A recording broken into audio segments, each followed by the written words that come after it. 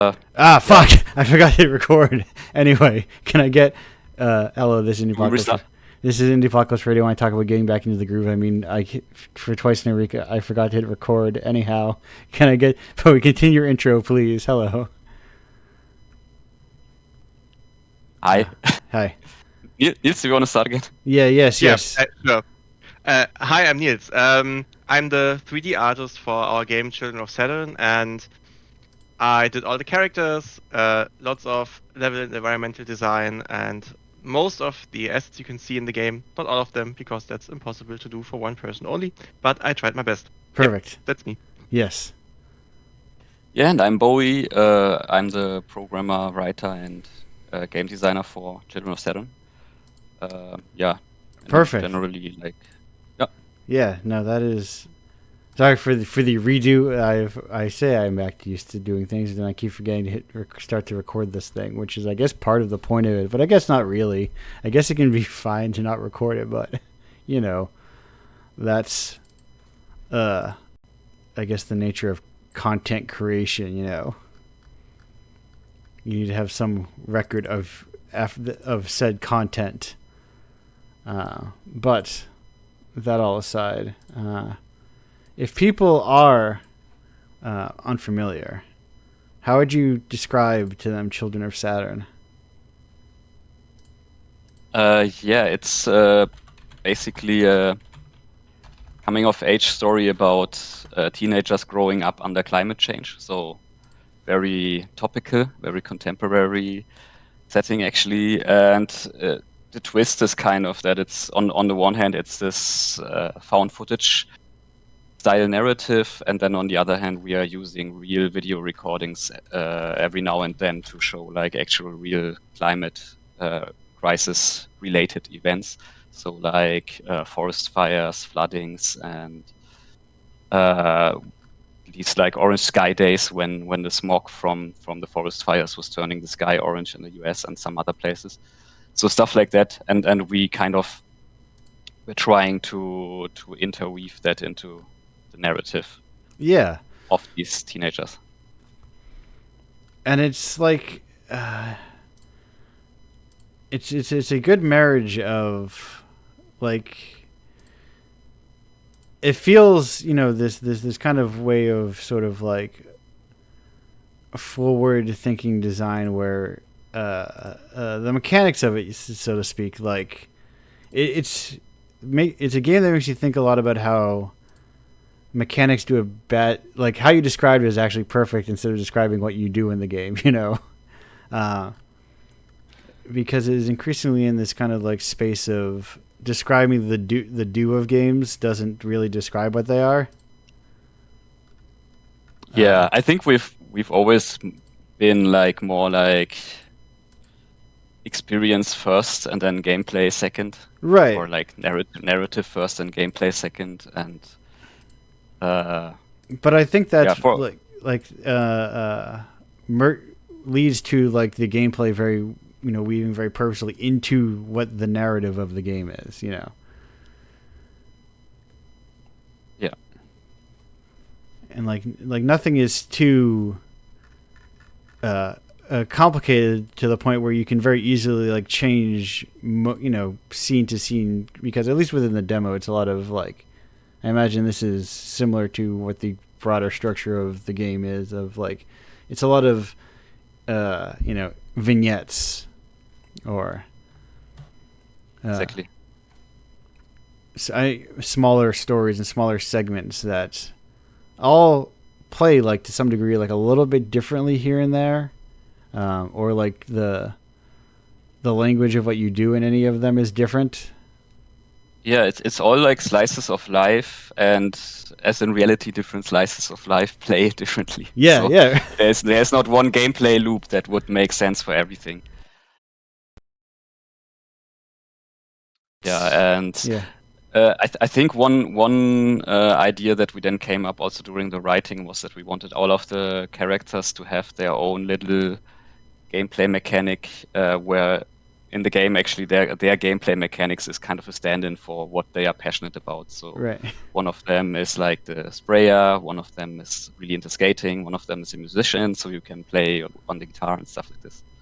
Yes, like play an actual guitar. So what made you decide? What if I just added a guitar into this game to play? Yeah, I mean, it's based a lot on our own experiences, and especially growing up as a teenager, trying to form a band, learning guitar and stuff, writing songs was very formative for me. And also, we really wanted to give each of the characters their own identity, also in a gameplay sense. And we just felt like for one of them it would be perfect to have this. And we may have went a little bit overboard with the complexity of the system, but Right. It's quite cool, I think. Like Yeah, I actually did record like all of the chords here myself, and then went into Ableton and put like a bunch of different effect setups on it. Like I recorded them all with like a shoegaze sound, then with like a Nirvana-inspired grunge, then with this like detuned Silent Hill guitar sound, and so on. And you can just switch with the foot pedal and have a completely different sound. And I don't know, that was just a fun idea. I think if we, in the end, have at least one person trying to play Through the Fire and Flames on that thing, we made it as devs. Yeah. Yeah. Definitely. I think that's the weirdest of it. When people talk about video games can be like all other things at once. Video games can also just be like, oh, you can just play instruments inside of a video game. By just like fully fledged instruments. And that is, but I think that approach of this, what does a character do, and trading within like the regular language of video games, because also you just have on the screen just says here's what the buttons do, here's what like leads you into, like when you're popped into a different section, you're told like almost immediately like here's what you can do here. Yeah, and it is tricky to design it in a way that it's really simple enough to pick up. We're still trying to streamline a lot of the stuff. We especially later we want to have like a concert scene where you're actually playing a concert, and we have to find some good like a line where it's on the other hand you have some freedom, but it's also not too complicated for people who, for example, are not into music theory and stuff. So just like something fun and intuitive. Yeah. Also, accessibility was a big thing for us, and it still is a big thing for us in this game, because we were hoping to maybe reach people that normally don't play much video games, or maybe never even have played a video game at all, so they can still have access to our game and find into it. Like, we're trying to reach the art house scene here, maybe. Like, this is the target group we would love to see having interest in our game as well. Yeah. Yeah, it's a thing that I think about a lot, where like a lot of people would be into like conceptually, like it's the trickiness of video games. The thing that I think a lot about is the idea of like to art for the game crowd, to game for the art crowd. Absolutely. So you fall into this weird no man's land where it's like hard to convince someone who doesn't play games to be like, no, this one is different. But also hard to train people off of like regular, like, where's my loop? Where's my dopamine hit of my numbers go up? For sure. On the one side, you have those people, and then on the other side, I also have a bunch of friends who are like in theory into art, but don't play games because of games do still have, for many people, this stigma that it's always about like fighting. Yeah. And I get where that comes from, because like if you watch like the Game Awards, like 99% of the games shown there are also still about shooting or sword fighting. So yeah, it would be nice to get more of them into it, but because I think they would love to play something where it's just like, hey, it is like an interactive art piece or like an interactive movie or however you want to see it. Right? Yeah, like I haven't found like the exact phrasing for it, but you know, I think of what we think of as standard video game as sort of like obstacle oriented designing, where it's like, you know, here like Yep. you know, the goal of the game is to have, you know, put impediments in front of the player, like that are like skill check impediments rather than just like, you know, and that's like an essential part when it's not really an essential part of making a game at all. You don't have to skill check anything to make an interesting game. For sure. And I think that's, you know, that's part of like telling people like, oh no, you don't actually have to like be good at them because you can't be bad at it, or like you can't be bad at playing the game. You can be bad at understanding it. Just kind of like with any other piece of art, it's not hard to watch a movie. Yeah, totally agree. But it can be hard to understand the movie. And sort of like finding that space within games where it's like very easy to quote unquote play the game, but the complexity can lie places other than simply getting to from the beginning to the end of it. Yeah, it is really like I once got in a huge fight with a professor, like actually when I had a game design class many years back, and he was all about like, yeah, it's like the only good game design is like the player has to know exactly what they have to do at any time, and you always have to reward them. You always have to give them like a you know, like a little reward in the end, so they feel special and so on. And it's like crazy to me. Like that's Right. it couldn't be more wrong. Like I mean, for certain types of games that might be working, but for someone who wants to create art and paint like with a broad brush of emotions and ideas, that's crazy. And then it's also like, even from a commercial perspective, it's crazy because Minecraft doesn't do that. Right.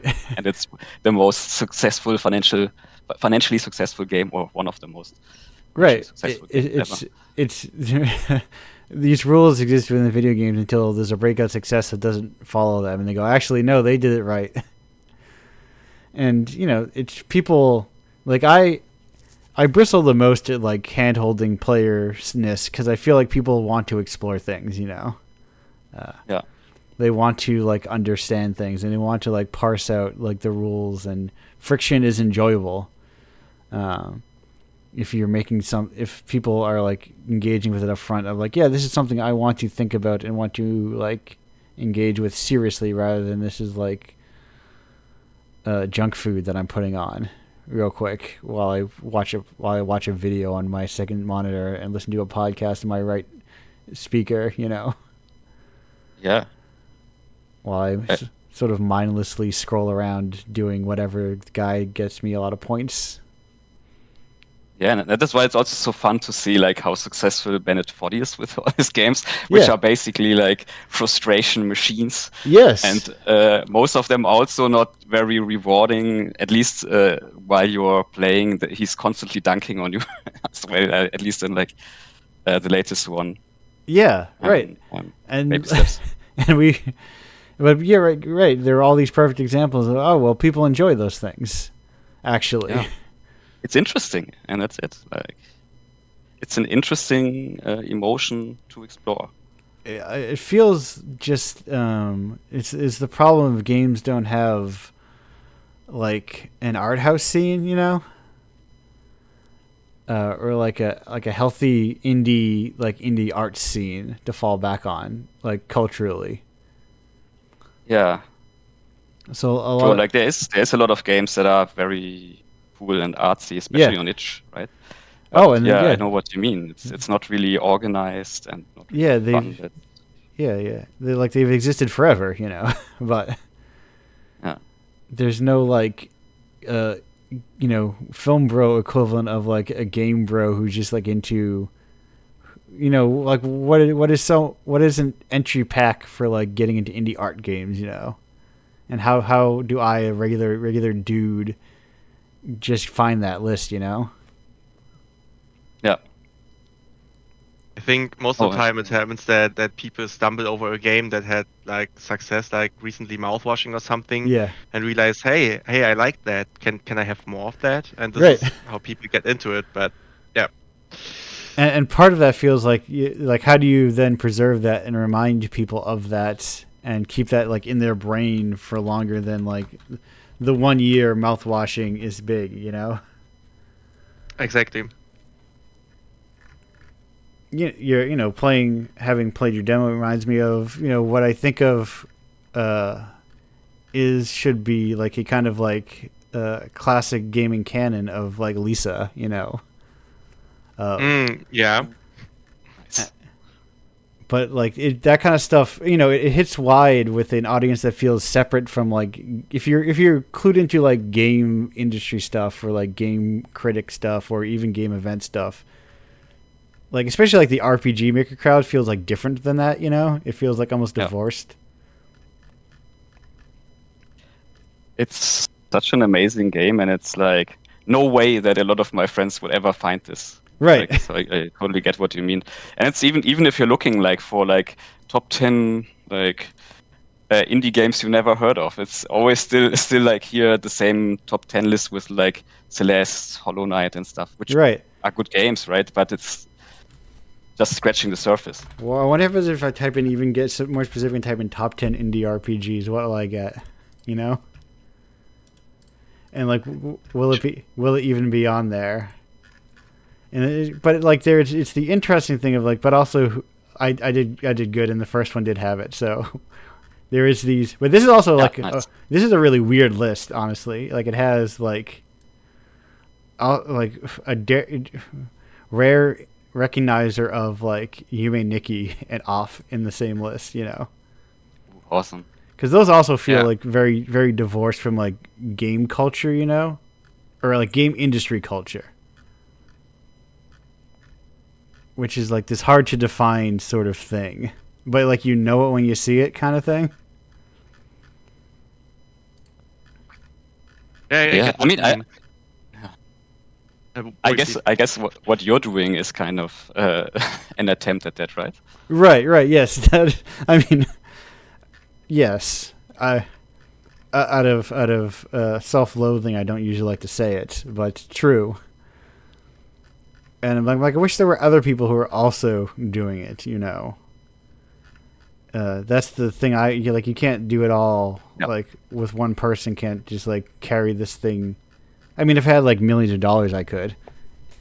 Because then you can just kind of spend your way into relevance. Maybe you can. I mean, you're doing important work. Maybe you can just pretend like this is making you rich, and this is what a crazy profitable venture this is, and then someone else will jump on the train. I have thought about it before, just lying and saying it makes a lot of money. And like seeing if that would trick people into caring about it. Like if I just like lied and said, "Oh my god, here's my year end after event. I made $100,000 going to events," which would just be a full on fabrication. But would that like trick people into caring? I'd be like, "Oh, actually, this is a cool story now." It's because I remember once. That someone told me like, "Oh, I can't cover this. There's no story here," and I'm like, "I suppose so."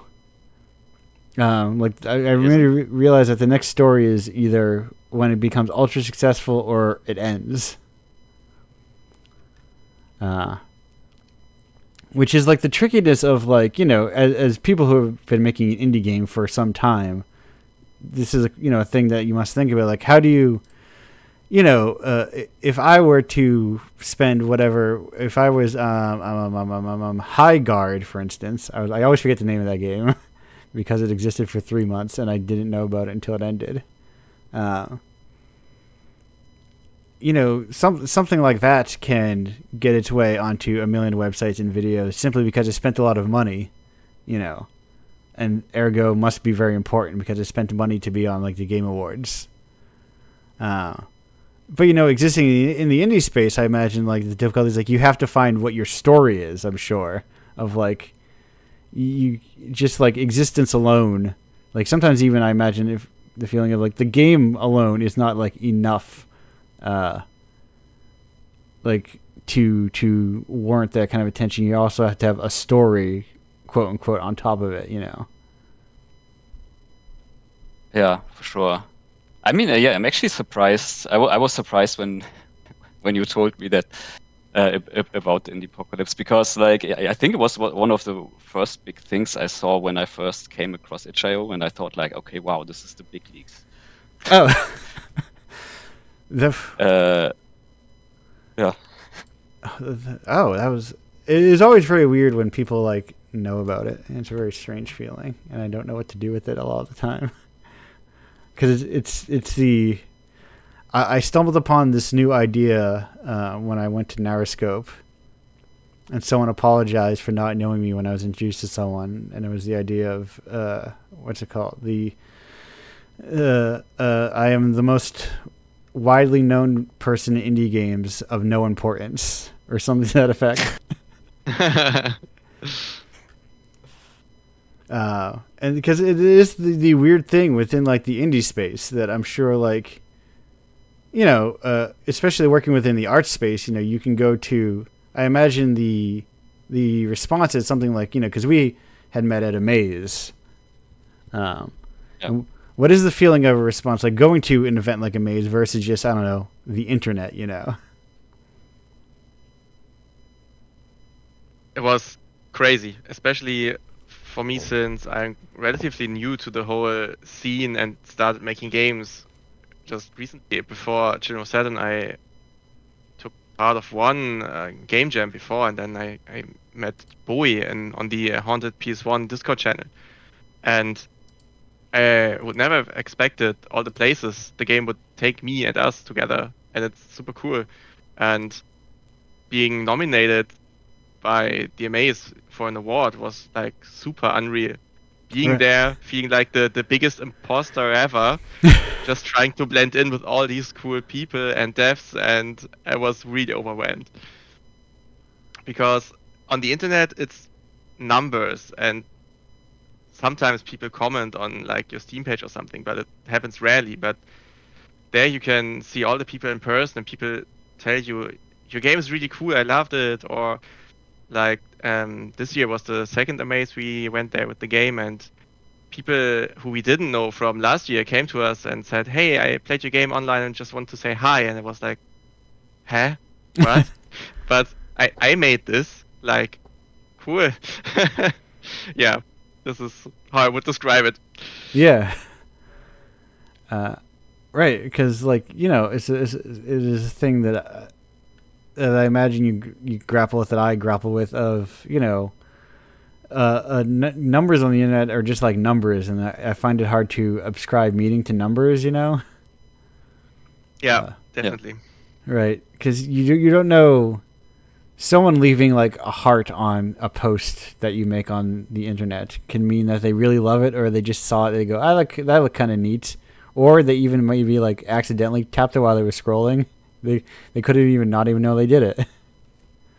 Yeah, and on the other hand, you never see the people that also liked it but just didn't interact with the post. Yes, that's me. That is almost that's exclusively like the kind of person I am. Of like, I like a lot of things and then never comment on anything, or leave likes or shares or any sorts of that sort of thing. I am that person who finds you in person and goes, "Oh, I like your thing," or invites you on a show and says, "I want to talk to you about the thing that you made that I like." Because I think should put a professional lurker to your resume. yes. So like that, but you know, when you know, like amazes are few and far between. Like you have to fill the other like 11 months with stuff of your game, and then you find yourself like on the internet and you go, well, I don't know. Or sometimes you maybe even better just like don't even bother with it, you know. Because it's like very, very fickle, you know, of, you know, you need to just hope like the right kind of clip is the right kind of like has the right sort of virality to it, or else you're just like, oh well, I guess it's nothing. You know, I posted once a day and then I get exhausted. Yeah, that's like, definitely. Oh, go ahead.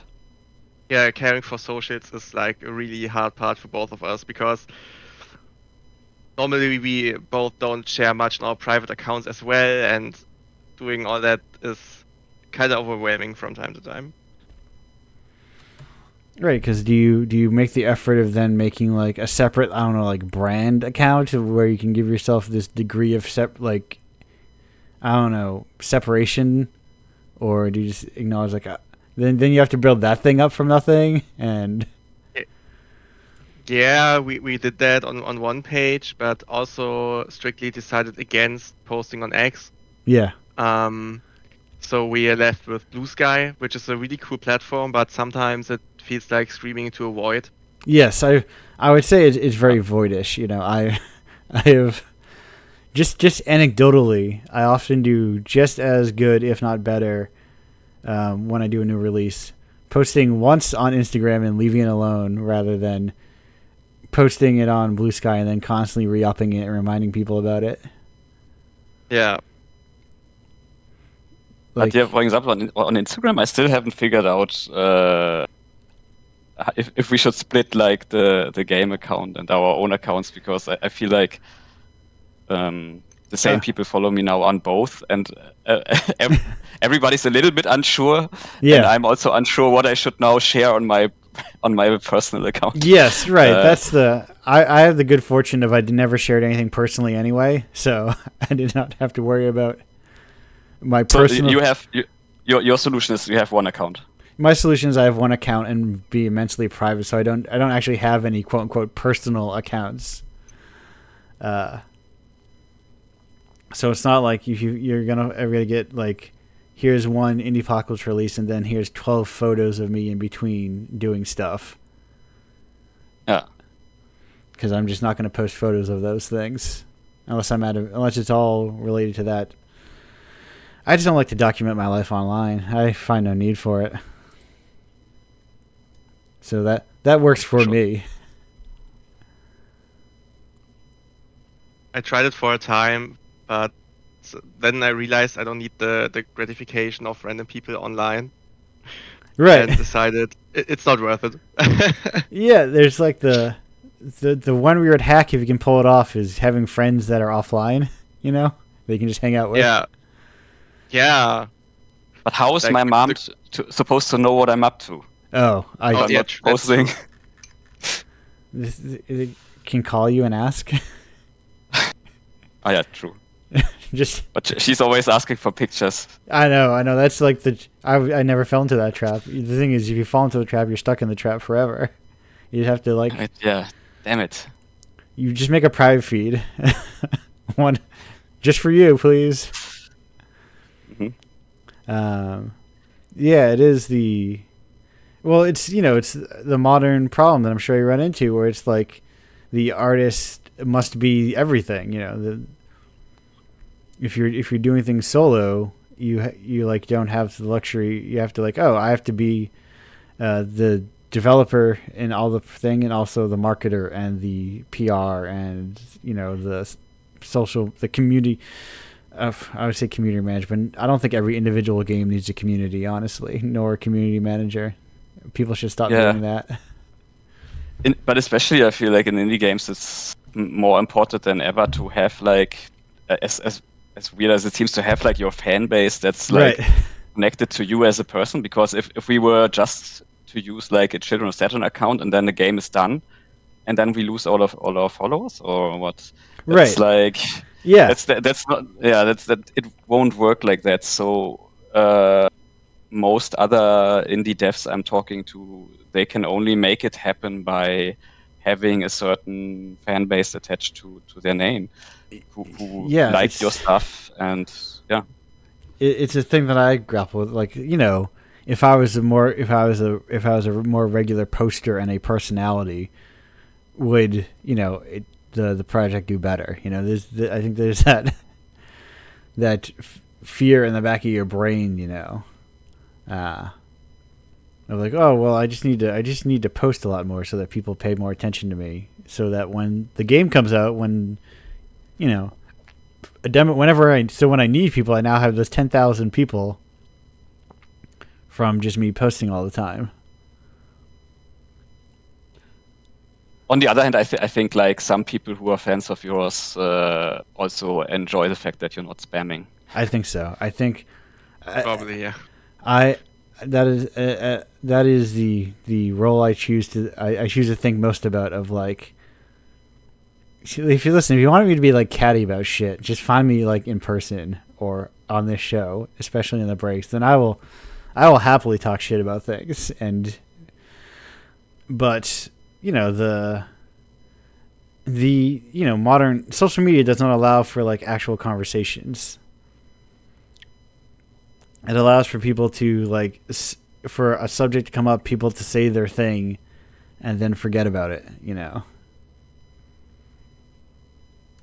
Scrape off. I mean, you can set up the real conversations at Yeah. least with people who are in a different country or a different part of the world. Right. So that's right. what it's useful for, yeah, for sure. But you're totally right. Like the actual conversation really kind of has to happen like on a call or in person. Yeah, I think of it as like a place to meet people, not a place to talk to people. Is the simplest That's a way good of way to say it. of putting it. Because this is how I quote unquote connect with people through the internet, but I don't like.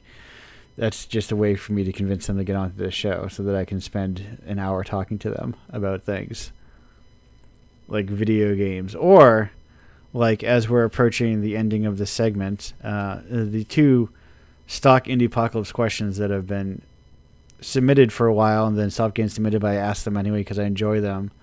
For both of you, what's your favorite type of rock?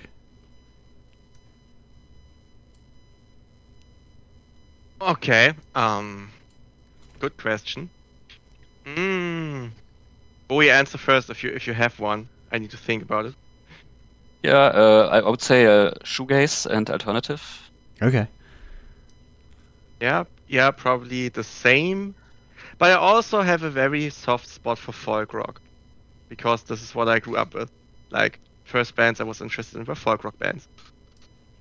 Perfect, and that is also setting the. We'll see if that sets the stage for the rest of the show. How people answer that question. Second question. Hey, do either of you have a favorite Toho character?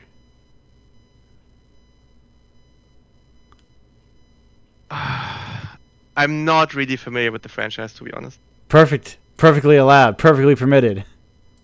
Sorry, I'm also just Googling what it is. That is allowed. The answer can always just be no. I mean, I love a lot of the songs.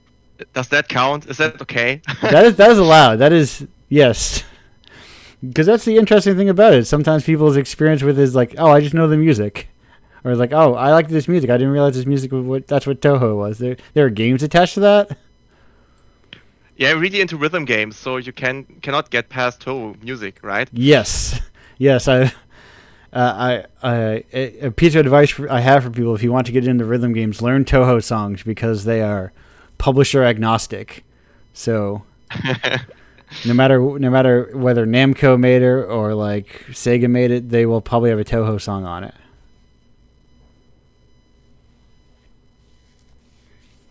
Okay, one of you has to send me some then. So because I'm apparently missing here some important part of culture. Yeah, there's a lot. Probably know some of them. You probably know some of them. Yes. Okay. I think most Bad Apple is probably amongst the most famous Toho adjacent sort of thing.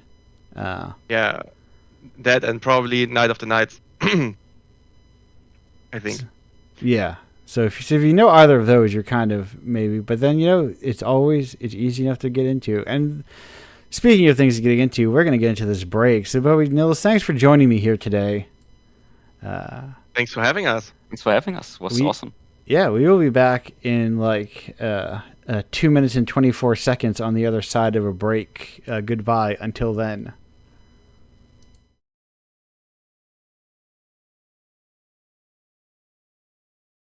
Hello and welcome back to Indiepocalypse Radio. And I set a landmine for myself again, as I often do, as that was Mizerda with Grodsky Krzysztofi. I'm just gonna just mumble through that landmine I would constantly set. One of these days, I'm going to like get better at those pronunciations, like learn the phonetics of those of that language. But until then, we have here our next guest who was in Indiepocalypse, a recent one.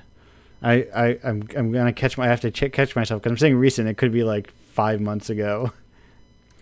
But I think it was like 75 was very close.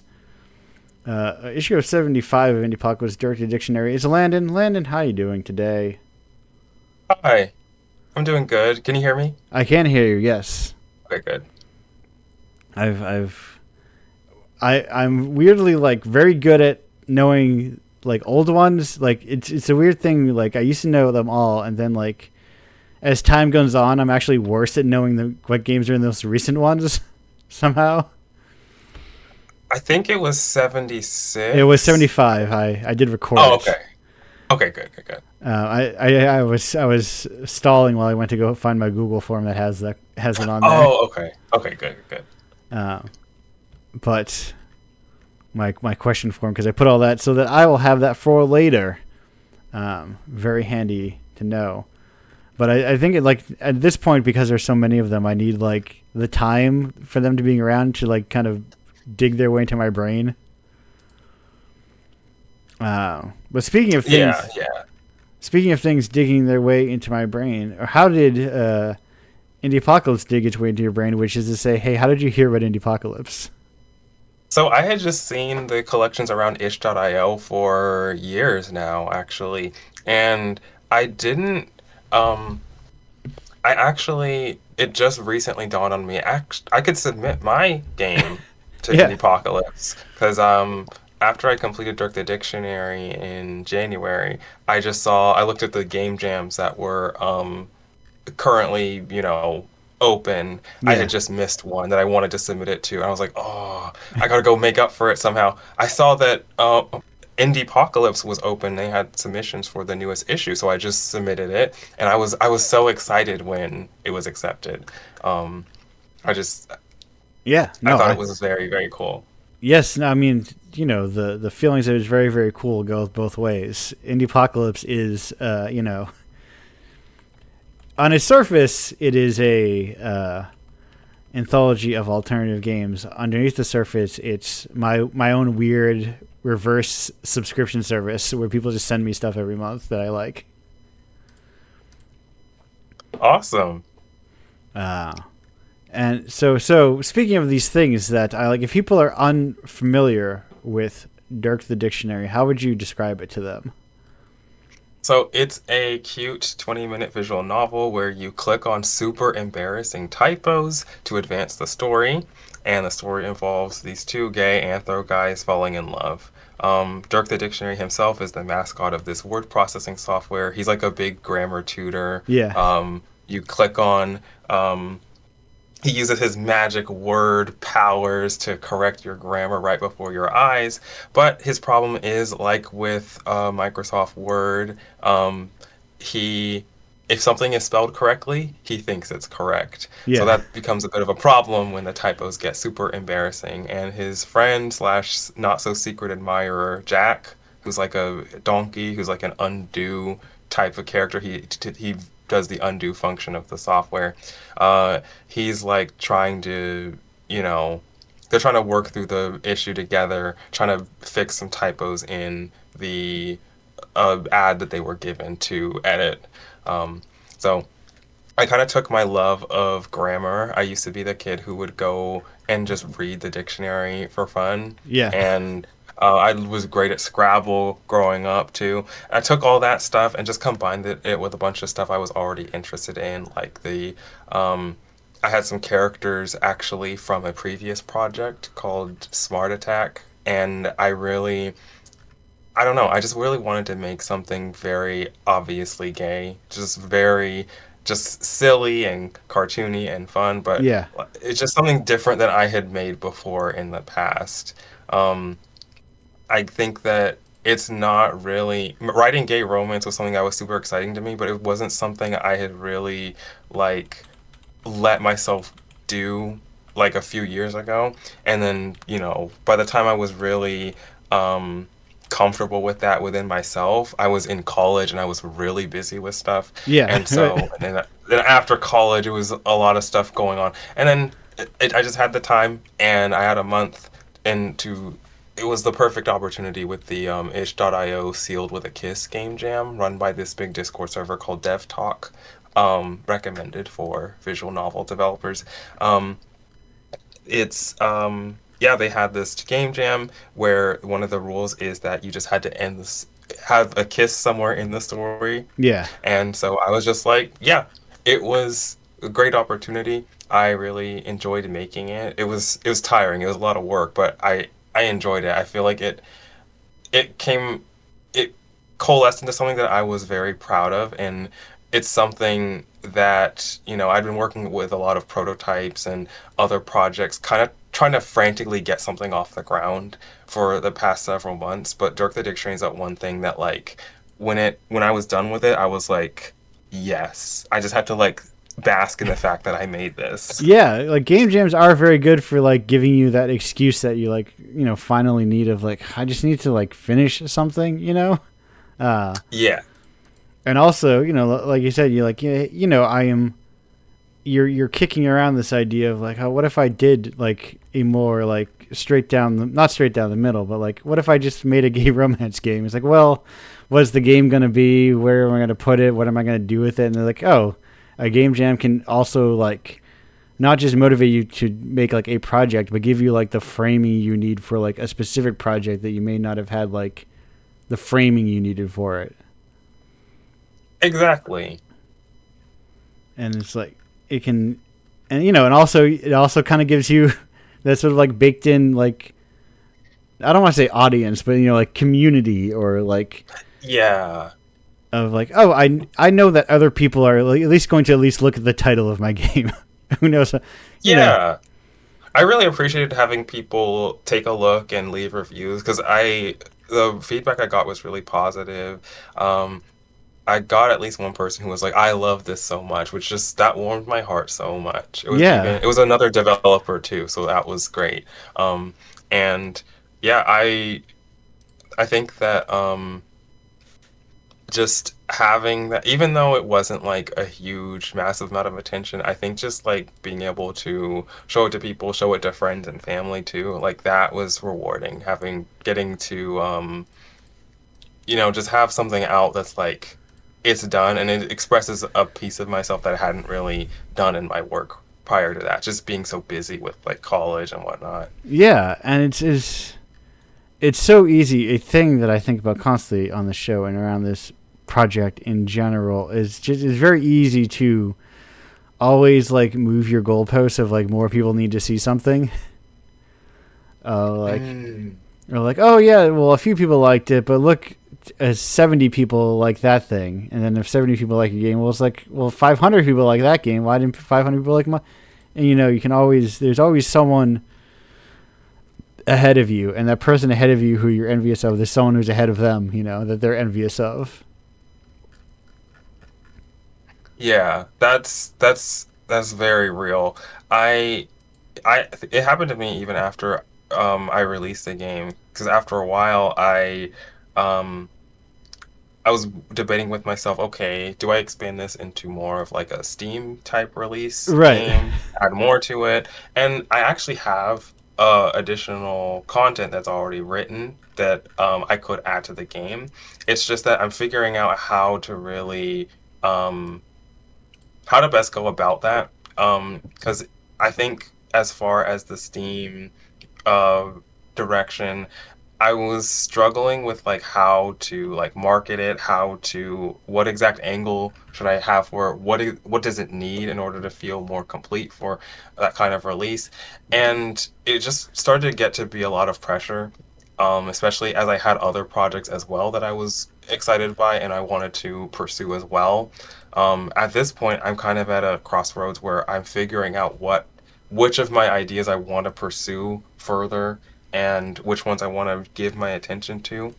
So that's kind of up in the air as of now. But after I had released the game, I would always I'd beat myself up over not taking as much time to promote it as I felt like I should have. Right. I remember at one point with Dirk, I had put together this spreadsheet of content creators to contact.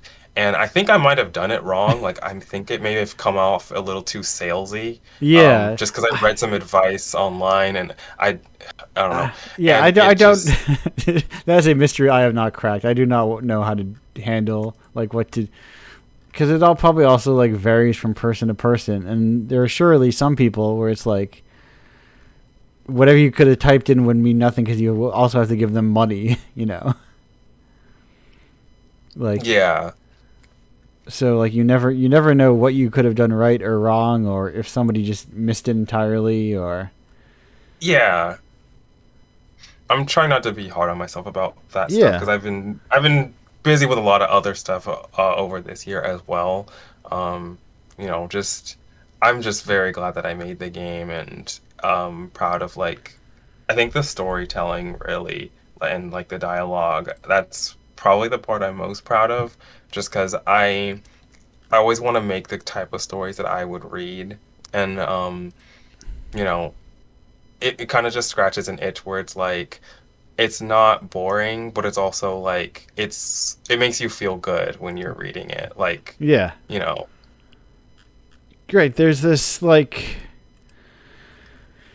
there's a difficulty in games where like, you know, if the vast majority of games were made as zines in terms of like scope of the project, it'd be fine, 100% fine. No one would bat an eye at them. You know, you could bring them to your Zine Fest table, and everyone would be look at all these zines and happy to have them. But like games operate on like a larger assumed scale by default, I think. So it's like you have to think about, well, how do I have to make this bigger? Because that's just culturally the expectation of a game. I've even been wrestling with that with like I said, I was planning to add more to the game. Right. One reason I haven't so far is just because I like how small it is. I like Right. that it takes 20 minutes to play, and I feel like the tricky thing is the additional content was supposed to go in the middle, so it's like if this version that's out becomes a demo, then it's like, well, the demo spoils the ending because Right. the new stuff is in the middle. It's just kind of odd. I think maybe working on a new story or Yeah. like some comics or a sequel could be really cool. I just have to figure that out. Right, because that's the trickiness of expanding on a finished story. Like, how do you, like, I made a finished story. How do I add content to my finished story? Exactly. I totally understood the assignment when it came to making a game jam game. A lot of people really struggle with that, and I remember struggling with that too in the past. But I was like, this story takes 20 minutes to play. Right, and it's not like this is a sample of like what the finished game will be. You know, it's like, no, this is a full front to back finished game. It is fully what it is. Yeah. And games culture just has a hard time in knowing what to do with those things. It does. I think even like with the code, like I was editing the code a bit yesterday, and I just got to the point where I was like, I would rather not have to deal with this jam game code anymore. Right. The idea of just letting it be finished. I have some updates in the pipeline for things like quality of life, but it's just like the idea of letting this just be finished that's good. I'm like, I want to move on to the next thing and, keep the characters and keep doing stuff with the characters, but like move on to the next thing, Yes, I've been thinking a lot and also like pursuing this idea of like making, game developers just making short story collections as opposed to long games. I love that. Yes, especially if you have some of the same characters in the world too. So you're like, if somebody likes one of them, they'll probably like the rest. Yeah. So instead of making like whatever, Dirk the Dictionary Deluxe, which is like you've crammed a bunch of other stuff into this story that was finished already. You build around it, and you build more stories for these characters. You build out ancillary characters. You build out different, gameplay or narrative types surrounding it. And then this is me getting my commercial brain. This is me putting on my commercial hat.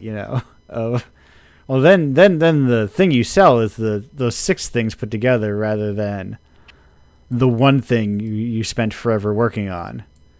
Because there's also the other plus side of you release 6 things that people liked. And now people can get all 6 of those things put together. And then how lets you... It's just the trickiness of what video games... I feel like video games are going to change a lot within the next decade or so. Both in how they look and how people engage with them. Oh yeah, that's a really cool idea. Actually, I just wrote that down. I've tried it a couple times. I would recommend it. With purely in a physical sense, not actual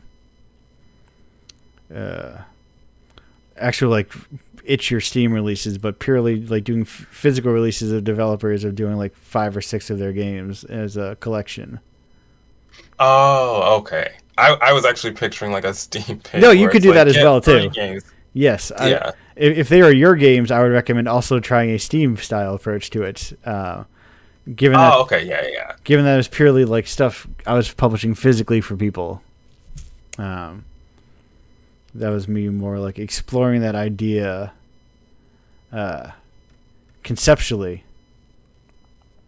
And I think a lot of people's work would work better as mini game releases. But that's just kind of where games are culturally. It's what's that thing called? Is it just called Terry's Games? What is it called? Oh yeah, the one Terry Kavanaugh released. Terry's Other Games. Oh yeah.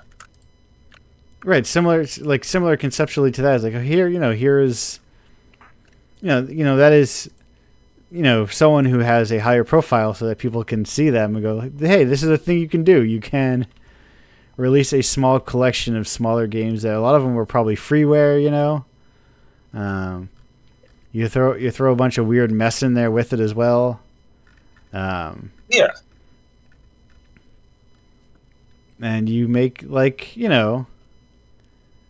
interesting stuff. And it allows people to I don't know, get tricked into playing freeware games because you put a price tag on it. And put a nice little bow on it. Nice little launcher for it. Yes. Or Steam Deck compatibility. Exactly. I love the Steam Deck. Right. And then what would be 6 games, 6 free 20-minute games on itch.io suddenly become a 2-hour game on Steam or something. Yeah. And then it's it doesn't change a lot of what the the itch.io sort of game quote unquote is just presentation. I don't know. I think a lot about how people just like stuff because it's on Steam. Or they like it just because it's on Steam? Yeah, or they put more importance on things just because they're on Steam. Yeah. And you're oh, well, this must be important. But it's if how many would any number of AAA games that come out do just as well if they were released on itch and had the same marketing and follower budget as an average itch developer? It's I think we trick ourselves into believing it's the games that are what gets them all that attention rather than giant budgets. Yeah, and giant marketing budgets. Right. of course, like if you pay a bunch of people to play your game, and then that puts into naturally puts in the conversation. If you pay whatever $10,000, $100,000 for Jeff Keighley to be like, check out this video game, everybody. Then hey, if I paid that guy $100,000 to put my game on there, I bet way more people would pay attention to it. You know, like if it was functionally the exact same project, but it was at the Game Awards. But it's the trap of money. You know, we tricked ourselves. The internet gave us infinite freedom of expression, and then we got tricked back into going to the big box retailers again. Yeah. But that's just life. Speaking of life, hey Landon, what's your favorite type of rock? I don't actually listen to a lot of rock, but I mostly listen to video game music or like there's so many searches on YouTube I have of like theme song of random cartoon. But as far as rock, I'd say probably this band Amanaguchi. They do like chiptune rock where they have actually a hacked NES, Yeah, and then they also play rock music to it. They're in that Scott Pilgrim movie and video game, and I think the anime as well a lot. probably. I think so. That would make the most sense to me. And now it is fun seeing now the second person has answered the question how the beauty of the rock question is it's almost kind of like a Rorschach test of like how the first person answers it, and then also an example of human pattern recognition, because sometimes if people refer to the music or the mineral, and whichever one the first person decides on usually is what everyone else decides upon. Oh wow. Like, because a lot of weeks I'll ask, hey, what's your favorite type of rock, and the first person will be like amethyst, and then everyone else will follow suit. And then when that's so funny.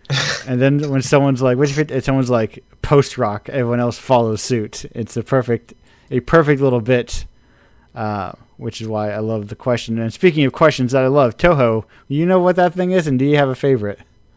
I know what it is, but I don't have a favorite character or song because I haven't had that much experience with it. Perfectly allowed. Yeah, I want to try to play with one of the. Everyone says start with Toho 6 because it's the first one that works on Windows and not DOS. Yeah. I think. You can like play, run them through like PC98 emulators, some of the old ones, or like DOSBox or whatever, depending your patience for emulation and your setup. But yeah, you can just kind of like dive in wherever, or even if you're like, I guess you are probably fine with bullet hells, having worked within the space. But that's also the fun part of it. Can just also be anything.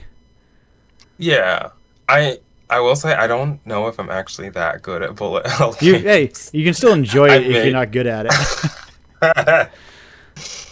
I think plenty of people have an enjoyment of the medium while being very terrible at it. They're like, look at all these pretty little patterns. Oops, I died 10,000 times in a row. The colors. Ow. I know, but the colors look cool. That's it, Landon. Thank you for joining me here on today's show. Thank you for having me. We will be back in about, what is this one? About 2:11, and we'll see you all on the other half of the other side, rather, of roughly 2 minutes and 11 seconds. Farewell for now.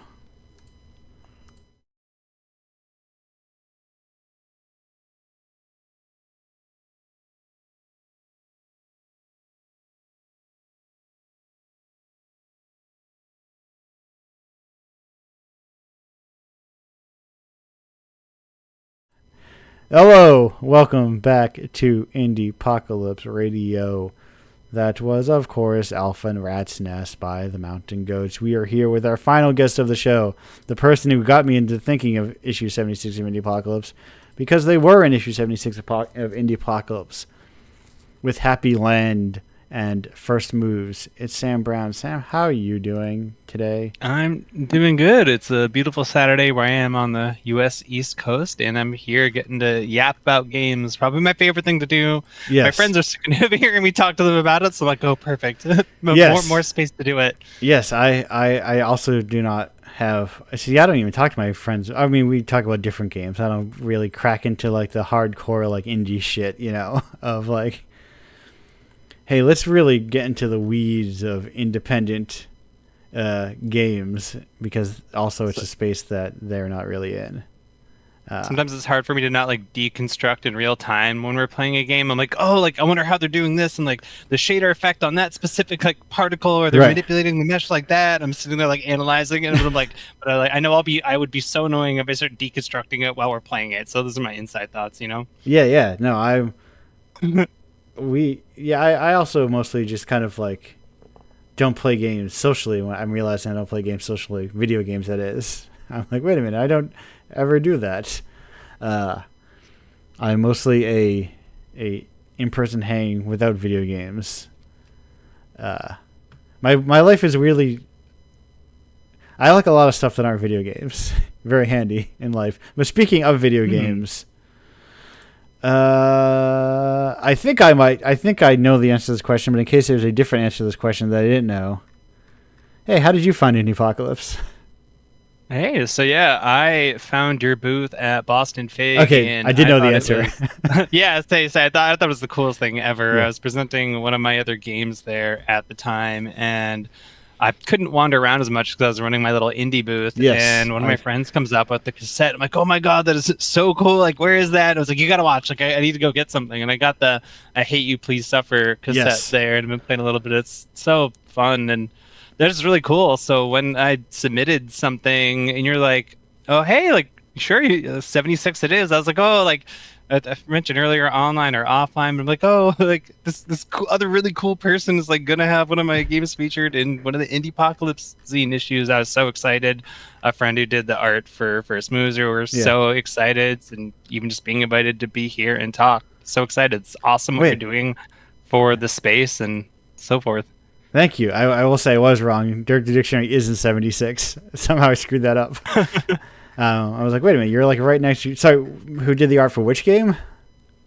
In First Moves, I had a friend of mine who did the art, and then I did all the art in Happy Land from the issue. Stark contrast, but I started that around the time I was like, I'm going to learn how to draw, because art has been my barrier to developing for so long, where the code no problem, the idea is no problem, oh no, I need assets. And it's so, you just can't convince, like I can't go find someone who's like my artist friend and be like, do you want to be as passionate about this random idea I thought of as I am, and then do you want to stay up at all hours of the night like thinking about it, or you're writing ideas down constantly? This just, as passion projects go, I got to do it myself, and I just got into 3D modeling for the same reason. Yeah, and I think now I am speaking as an indie art guy, but I will infinitely take someone getting into art and with all of the imperfections of getting into art rather than someone just like Gen AIing it, you know?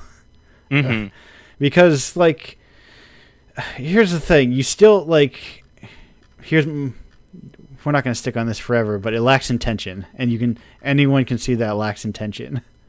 Like, it's definitely clear. Like, and even drawing is... Oh, go ahead. No, I was going to say, even if it, like, because people's initial thing was like, oh, well, it looks bad, there's going to be mistakes. It's like, folks, that's going to get corrected. The eternal problem of it is that it doesn't seem like it was made for any kind of reason. Like, and you can see that if you, like, look at art a lot. You go, none of these elements kind of make sense, really, like, conceptually. Exactly, and just art that humans make, the museum of art that makes up their soul comes out in their art. Yeah. If that makes sense. And even as I'm learning how to draw, like I'm spending afternoons just sitting, chilling, listening to music.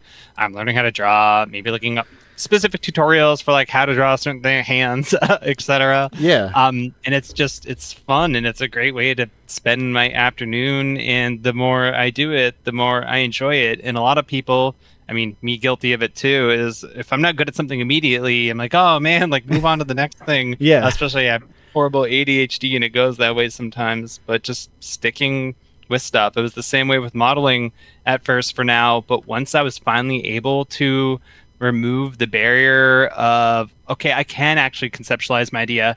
Is it this beautiful AAA masterpiece I could imagine in my mind? No. Is it this low poly cell shaded thing, but I made it and it's mine, and this is exactly what I thought of, and I did it, and now I can make the matching asset, and it all blends together, and there's nothing stopping me from making my game. A wonderful feeling. Yeah. Like it goes from I'm fighting the machine to I'm creating a world. Yeah, and it's not like art is like a linear progress step. Everyone's beginning looks different too, you know. Like that's the uniqueness of it. Like popular aesthetics will like change over time, you know. You know, if you think of like art school, if you go back like 10, 20 years, you'll hear, you know, a million art professors, you know, decrying, you know, quote unquote anime art style. But as those people grow in age and grew up with it, drawing in that quote unquote anime art style, like I'm sure you'll see culture shift where that's not that specific example is no longer as taboo, you know. Exactly. And that like almost as if like art is not an objectively good thing that can be made, and things in like tastes will shift culturally over time constantly. Who knows? And then like having a distinct work that like looks distinct from everything else kind of makes it a work stand out a lot more in like the long term and the short term, I think. Agreed. And just the self-expression of finding your own style, regardless if that looks classically good, classically bad, etc. It's a way to express your idea. Take those feelings, take those ideas, and make them. Right. I would rather someone have a quote-unquote like bad art style that I can like recognize than a good one that I can't. Exactly. It's like I think a lot about the, you know, it's those hyper detailed like ballpoint pen drawings. I'm like, I guess it's technically impressive, but I don't care about it. It is so hard as more things are quote unquote generated with perfection. The more imperfection and human I see in the art, the more I'm finding myself enjoying it. Yeah, right. And speaking of these, you know, we're talking about this first segment, or even in the pre-show, how sometimes we get to talk about the games. Speaking of these games, if people are unfamiliar with Happy Land and First Moves, how would you describe them?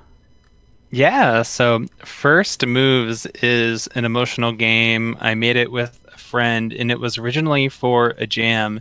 And it's about that experience of being a child, and anyone who's moved as a kid might relate to this, of being a new kid in a new school, in a new town, and you don't know anyone, and sort of navigating, like making friends, decorating your space. When you're a kid, your room is like, you know, that's like kind of the one place you have a modicum of control.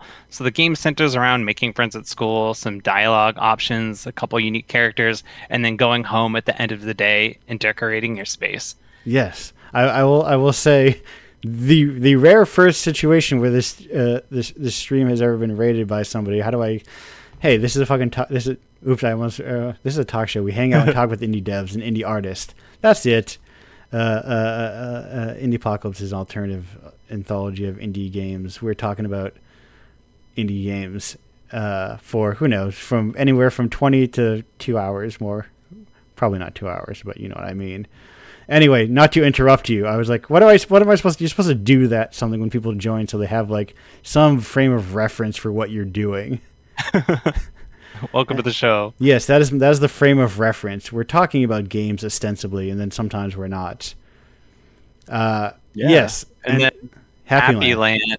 So I know we started at the top of this segment about gaming socially, not socially. Yeah. There's a whole lot of times where I do both, and I'll play some single player games, and oftentimes it is like watching a movie, and akin to watching a movie with your friends. something new that we've been doing, or maybe not new, as old as time, is, growing up with your friends on the N64, passing around the controller. But we've been trying to bring that back more. So we've been sitting down playing some more artistic games like Grease and Neva by Nomada or Skate Story by Sam Eng in like a group of 3 or 4 of us, and we're just passing around the controller, no rules, just hey, we're all having fun, pass it around when you feel like playing. And Happy Land, I wanted to take that approach to developing it, where it's a single player game, but it's meant to be passed around the controller. And it was half made as a surprise for my friends. We do a little LAN where we do this, and I was like, okay guys, we're gonna start with my game. I'm forcing you guys into an unskippable cutscene, and I hand the controller. We all play as characters that are very heavily based on us, and like boss battles that are based on struggles we've each individually faced. And it was very fun developing it. It was right at my arc of learning to draw, so it very much reflects that. But it was emotional for me to present it to them, and emotional to make it, and great to learn some art. Yeah, because engaging with like art in the small scale, like it's easy to forget. Like I do this most often with movies, less so with games. But there are movies that 100% would never watch by myself. Mm-hmm. They are clearly like, no, these are group movies. This would be an exhausting experience by myself. But hanging out with people kind of pads the space, and also especially with like gameplay is an interesting thing, because how other people like approach playing a game. Just within like moment to moment, they're like, well, there were some games that are similar to like Pass Controller built for that, like the I'm blanking on like what the broader. Oh, there's I'm trying to think of because there are some games where like there's a unique character and you pass the controller around. Yes. For some reason can't name a single one right now. I think Until Dawn was the first one that came to my brain. That's what I'm thinking is Until Dawn. Yeah. But I was like, what's the overarching term that they use to describe like those series of games? That's what I was blanking on. I don't know if there's like a coined genre name for that. Oh, I think was it Dark Pictures? I think it was Dark Pictures. Oh yeah, then there's a whole bunch of those ones, I think, for Dark Pictures. That's what I was thinking of, where they're not quite like technically cooperative, but they're like you each play a character in a movie sort of thing. Yes. I was thinking about not the genre, the overarching, it was Dark Pictures is what I was thinking. Yeah, that studio makes. Because those are it's interesting in exploring it in a way where it's not just a game that's built to pass around the controller, sort of like that, but just in ways where we'll sit down and we'll play Silk Song, for instance, and the second one of us is like, okay, I've done this 30 times, I'm gonna throw this controller, somebody please take it away from me. And then taking a step back from a difficult moment or a hype moment, and then also seeing your friends struggle in the game when they finally do it. Like, not only do they get the dopamine of release, we get to move on, but we're all in the room like awesome. We all get that sense of accomplishment of them finishing the hard platforming part, or etc. Or like trying to, you can make games within games, that like just using like that apply no rule sets on top of it. You could just like, well, we can just make up our own rule sets within that, like our self-imposed rule sets of things. You can do that with. Mm-hmm. I feel like that makes me think of when I was a kid playing Super Smash Bros. You go, one person's like, okay, you stay on that side of the stage and I'll stay on this side of the stage, and we'll both spam Mario Fireballs in our own imposed rules. Yes, exactly. No, I've said on the show before, we turned Halo 2 into a racing game. After we played enough of it, like, well, here's the course, and we're just going to race now. And that's exclusively what the game is, And it's letting players take their own creativity away in the games is, a beautiful creation of space to allow people to do that and enjoy it in their own way. Yeah. Like, that is the, they're different, those are both like different versions of, designing around the player, where I don't think you can't design, like, neither of those are sort of like that, and like the kind of more like linear narrative artistic expression. Like, how do you get the player in, whether you're like, here's the path, here's the freedom, here's what you want to do. It's, I guess, in a way, you just want to have to. Both ideas are based around like not guiding the player, I think. Yeah, it's how do you make it fun? How do you let them express themselves? And how do you make things clear? I think that's something that every single dev struggles with, and for every single game. Right, because it's not an idea limited to purely like trying to explore games from like an artistic background or a linear narrative background, and both styles of games, whether you're very gameplay forward, very narrative forward, you're done a disservice by explaining things to people. Yeah, it's like show not tell or something. That comes. I think that's like a common phrase in writing. I could be wrong. Yeah, but it does come to games. Nobody wants to, in an artistic experience, being like, press E here or press E there. Imagine reading a book and there are footnotes at the bottom explaining the metaphors and character motivations on every page. Yeah, exactly. Like I think about a lot, or the quickest analogy that I'm thinking about is like if you're making a Batman game and you have Batman enter a locked room and he's like, "Oh, I bet there's a key around here somewhere.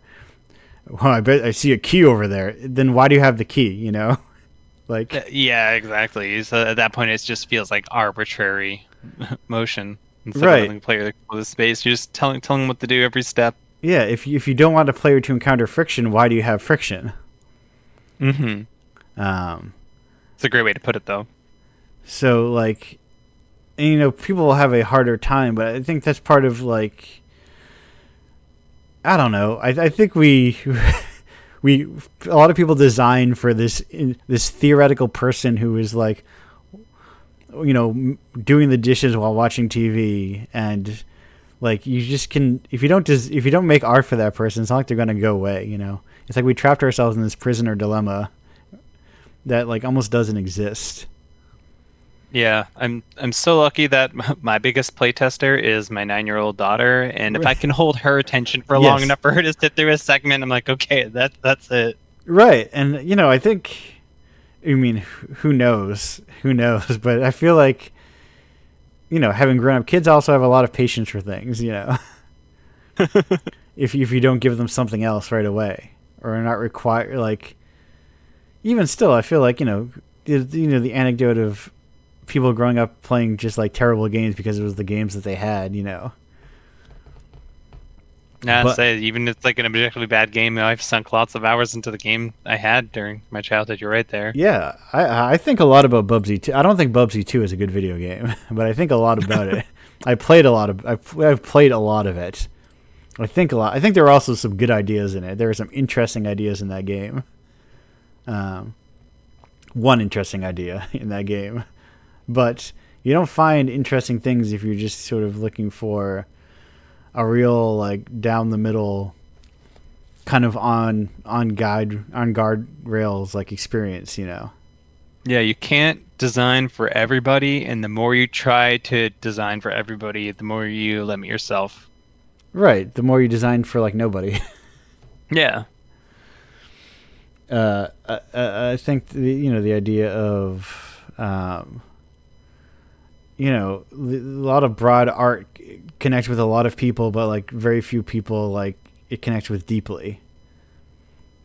Like we put a lot of emphasis on like whatever great pop culture thing exists, but like so have people for a long time, and we don't remember any of those things. It's very easy to look at like top selling and top whatever and go, wait, when was the last time anyone has ever thought about this thing that was the top selling album of whatever year this was? Yes, people, especially when it comes to trend chasing like that, which I think is hard in the game dev field too, between the time of trying to chase something and making something quality and the time that passes between, where I'm also enjoying seeing games where, hey, game is like this game I played 20 years ago, whether it was on that top chart or not, where someone's inspired and they grew up and made their own version of it.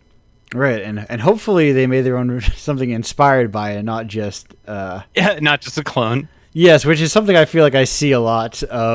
Like, this is just, you like this game exists because the game you're making is not as easily available on a storefront or something. And I think, and it feels like it is not distinct enough from the thing that you like.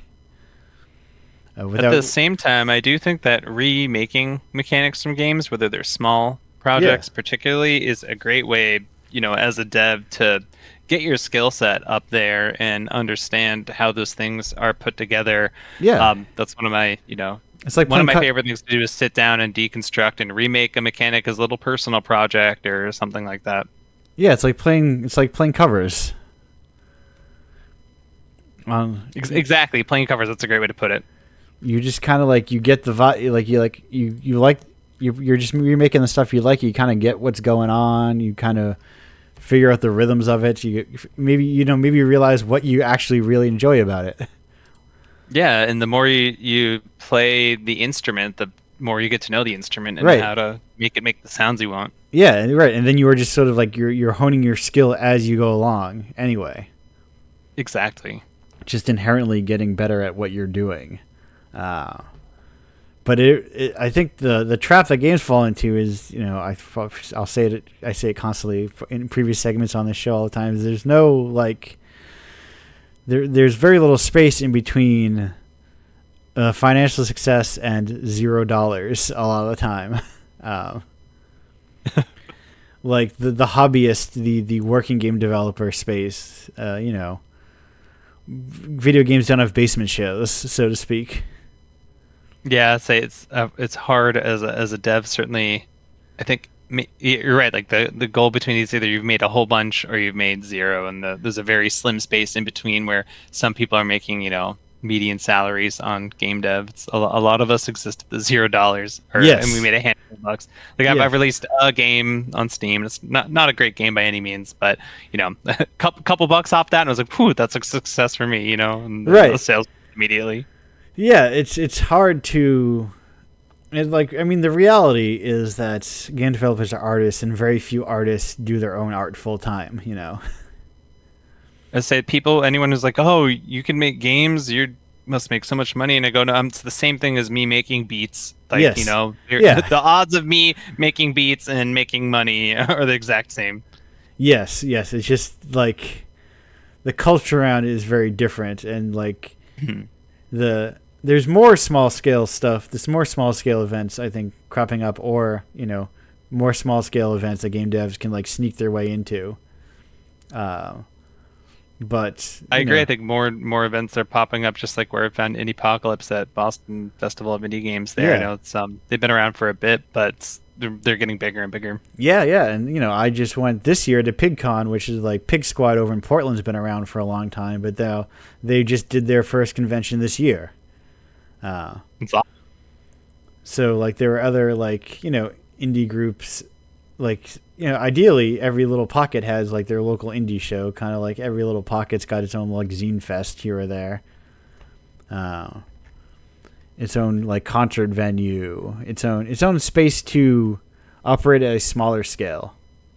Yeah, and even what you're doing is inspiring to me alone to make some of the space that you want to see in the world. It makes me want to reach out to other indie devs in the New Hampshire area where I'm based and say, hey, let's get something going here. Yes, hey, I'd recommend it. It's very easy to do, as it turns out. Not easy to do. If not the right word, but well, if game devs are always very passionate. So if you can find them, I feel like they're willing. You don't. What I tell people is you don't have to be a madman like me and do it once a month. Once a year is fine. Also, I work on an absurd scale that is because I like to work a lot, and because I get good at, what's the word I'm looking for? Honing the workflow, or I get good at workflow. So because I get good at workflow, I can just keep adding more projects onto things and keep adding events. I shipped out 90 tapes to someone to go to an event. I make a lot of stuff. But speaking of lots of stuff, rocks, lots of it. Whether we're talking genres, whether we're talking minerals, there's a lot of rocks. Sam, so when you asked the question earlier, I was like, oh, like I was thinking like a physical rock, and someone named me music genre. I'm like, oh man. So I think for a rock, if I had to pick, you were able to answer both or either. I would say alt rock for the music, but for actual stones, like a good smooth skipping stone, if that counts. That does count. It's in fact a commonly appreciated rock on this show. And Toho, Sam, are you familiar with Toho? I am not familiar with Toho. When you asked that earlier, I had to Google it. Okay, so the answer will be a triple no all the way around, which is a common response on the show. Is a very it's a very particular niche, but a very interesting independent game, kind of like Blind Spots. But anyhow, we'll get into this maybe in the next segment. Thank you for joining me here, Sam. We're gonna take having me a quick about 2:55-minute break, and be back on the other half of that break. Goodbye for now.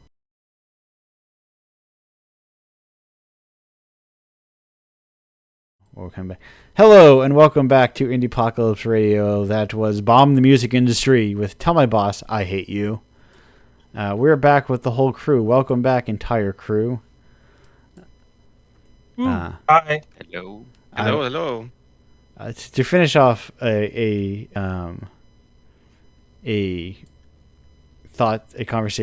sentence that I was having during the show or during the break, which was I was doing inventory on how many of these tapes I've put out, because I was like, I wonder how many I've done, how many of them I've made, and turns out the answer was like 5,600 of them, which is kind of that's great. Kind of like an absurd number. I was like, yeah, I'm like, it'd be really funny if I made 10,000, like 10. Because I was thinking about like 10,000 is like an unachievable goal. So I'm like, I must have made like a couple thousand at this point, maybe. And it's like, no, it's like, I could easily see, which is like a lot of stuff to be floating around the world, when I think about it. It's good stuff. Yeah, I like it. I think it's cool games that are floating around there. If you're unfamiliar with what I say when I say tapes, if you're watching this live on Twitch.tv, or I guess technically on YouTube.com if you're watching it later. If you're like listening to it as a podcast and like looking at your phone, you're not going to see what I'm talking about, I don't think, unless you go and Google it real quick. But this little spinning tape guy here at the bottom is I put games inside of cassette cases and I sell them physically to people, and people buy them and go, hey, that's what allows me to travel all around the world, because that's what allows me to travel through, like all the way over. Yeah, these guys, yes. Oh, look at these cool little guys. This is not for people to see. This is something privately within the chat of someone posting their purchased tapes, collecting them all. Yes, or collecting a couple at a time. Yeah, no, I have a small collection on my shelf, which I don't have access to. I'm not going to photograph it right now, of other people's tapes that I've slowly been building out as I go to events, and other people are also doing this. So I've got like 5 of those, I think, give or take. Because even at Boston Fig, there are people right next to me who are also doing it. And it's cool. I like to collect. It's trading tapes, Bringing back the culture of trading tapes. Something about physical media just hits different. Yeah. Like zine trade stuff, I would love to put some of my games on, like, in jewel cases and then have them as a CD. Yes. I've seen some people do it where the CD is like, well, actually, if the game is small enough, I wonder if I could make it like a hybrid CD, so you could put it in your CD player, but then also just put the game and install it from there if you want. Yeah, I mean, you could definitely put it on DVD. CD, you're getting you're getting riskier there. Yeah, I only have 650 to 800 megabytes to work with. Yeah, but that was my initial idea, because also jewel cases and CDs are way cheaper, But Optical drives also less common, unfortunately. Yeah. But if you're just doing it as like a fun project, if you're like tabling at some event and you're like, hey, I'm selling art and also I made games. Here's a way to like get my games. It's a cool, like, especially, in your case, especially where it's like, I'm thinking of, you had like that little PC thing. Oh, where's my window? There's the window that I'm looking for. I found it. Because even, Dirk Dictionary has a little PC CD-ROM software as part of its, baked in as part of its logo. Yeah.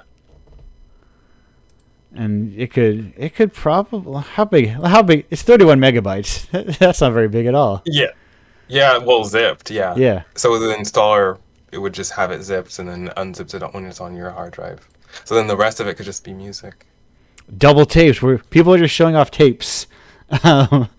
I'm worried about, can I also show off tapes? Let me try and show off tapes. And arcade cabinets. Yes, I've thought about, like, as a way to sort of like sneak my way into as a way to reliably get myself into different spaces of like making an arcade cabinet. So the indie cab scene is another fun one for physical media. I was able to put one of my games there. It's a split screen MOBA game, but it's playable in very short rounds and is fun on the cabinet there. Yeah, I thought. Sick. Sorry, go ahead. I thought about the idea of, I'm going to lean away real quick so I can photograph something.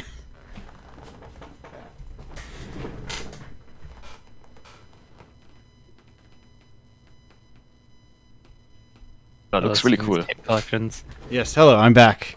I thought of the idea of having because we were talking, someone was talking at like a game dev meetup about like having an arcade cabinet in like an indie game arcade cabinet, like a venue,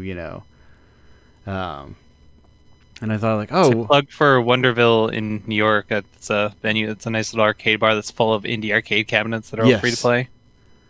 And it got me thinking about, arcade games don't require a lot of like space necessary. They don't necessarily technically need all that stuff in the bottom there.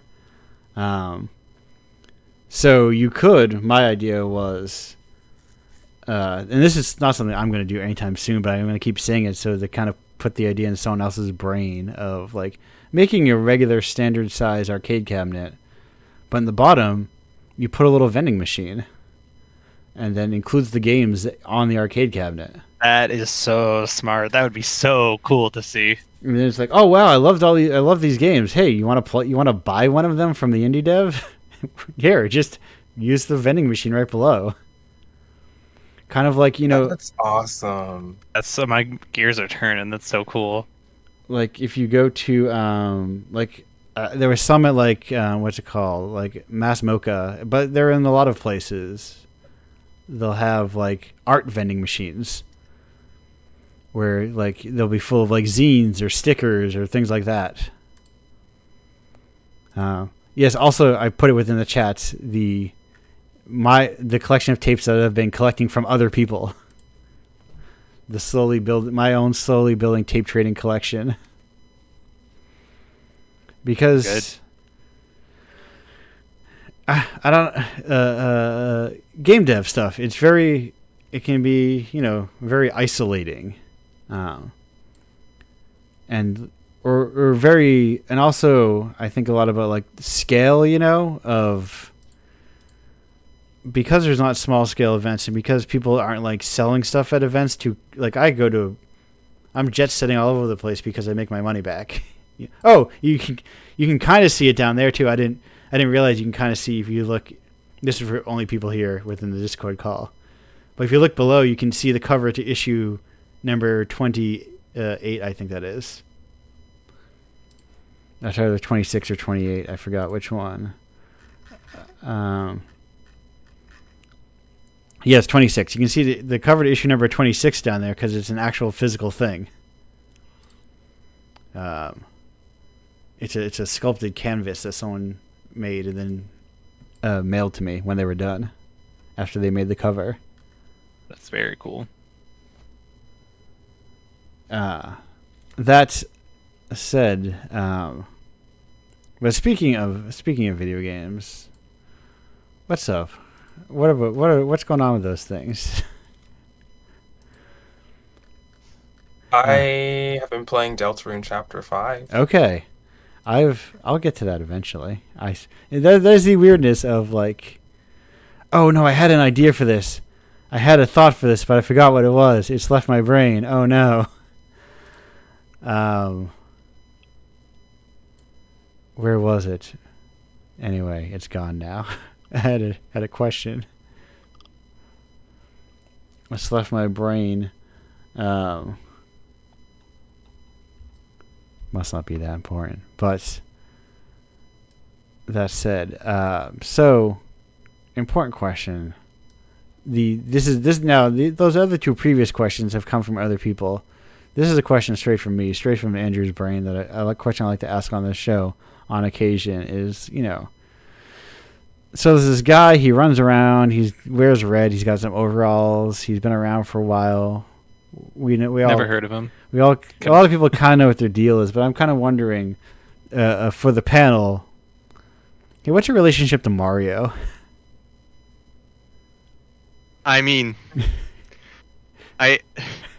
yesterday and today I dropped everything to play Mario Sunshine again because this is like a tradition for me when it's like sunny and summery outside, and it is like the hottest recorded summer, I think, in Germany. Nice. Been breaking records just like France.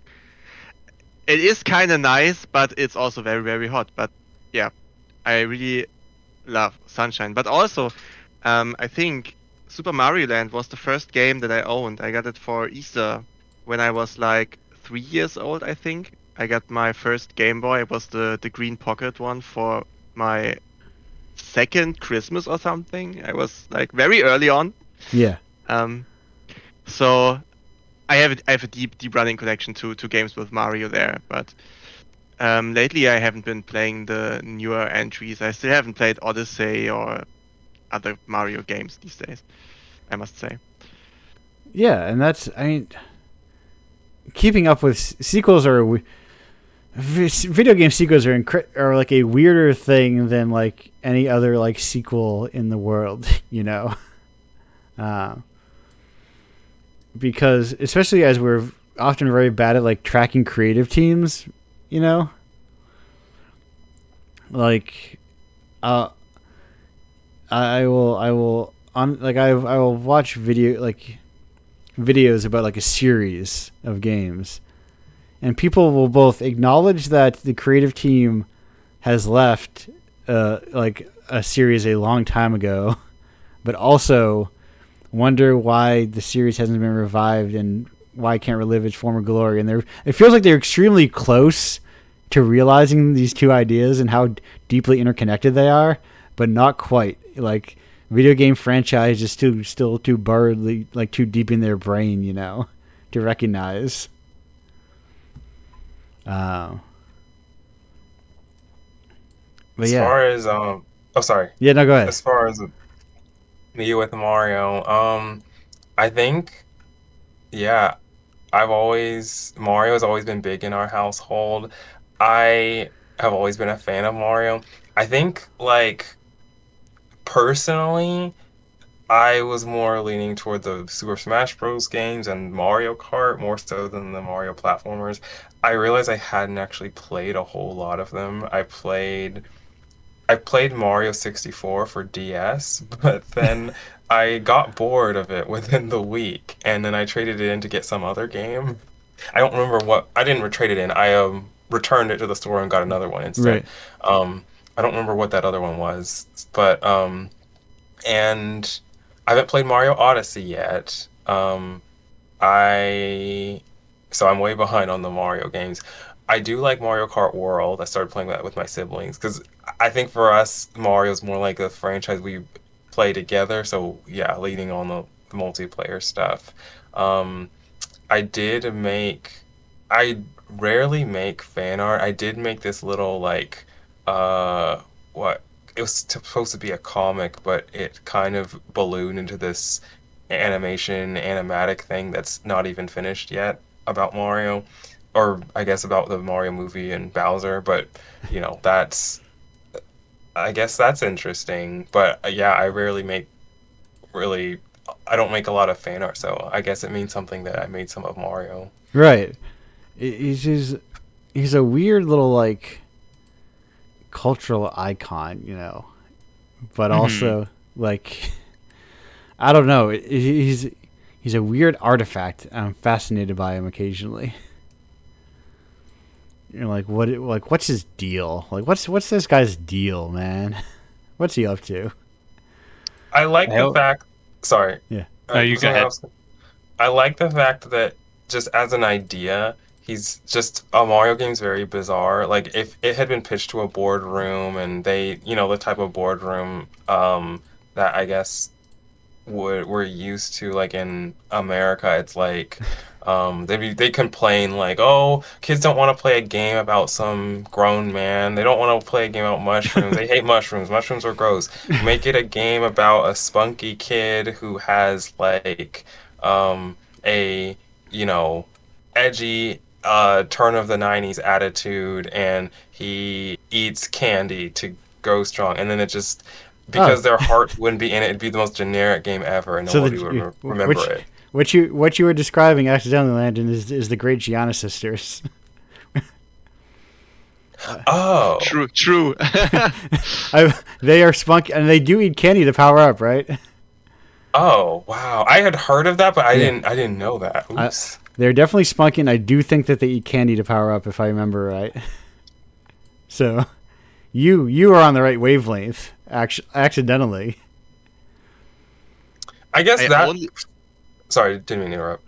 Yeah, just adding here. I only played one Gianna Sisters game, was on a very, very old Nokia at school. Sorry, okay.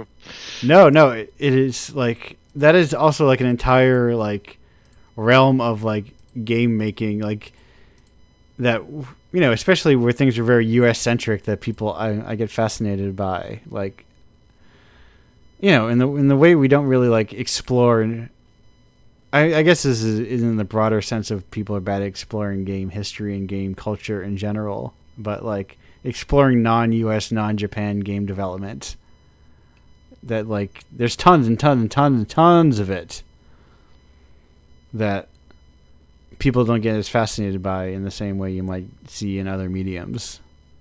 And the granted is that video games are harder to like translate than a movie, for instance, because you can't. It's not just like a subtitle file. It's like you have to figure out how to do it. And that can be different for like every single game. I'm like, well, how do I translate this one? How do I fit the text into this box? Like, oh, now it's too big. It's not sized right. How do I scoping for that localization can require days and months on its own. Yeah.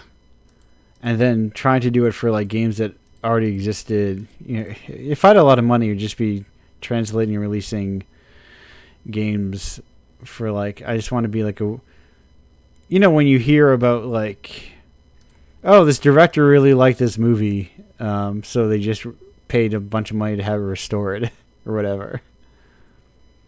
They funded its restoration or its re-release, and I wish there was more of that in like game dev stuff. I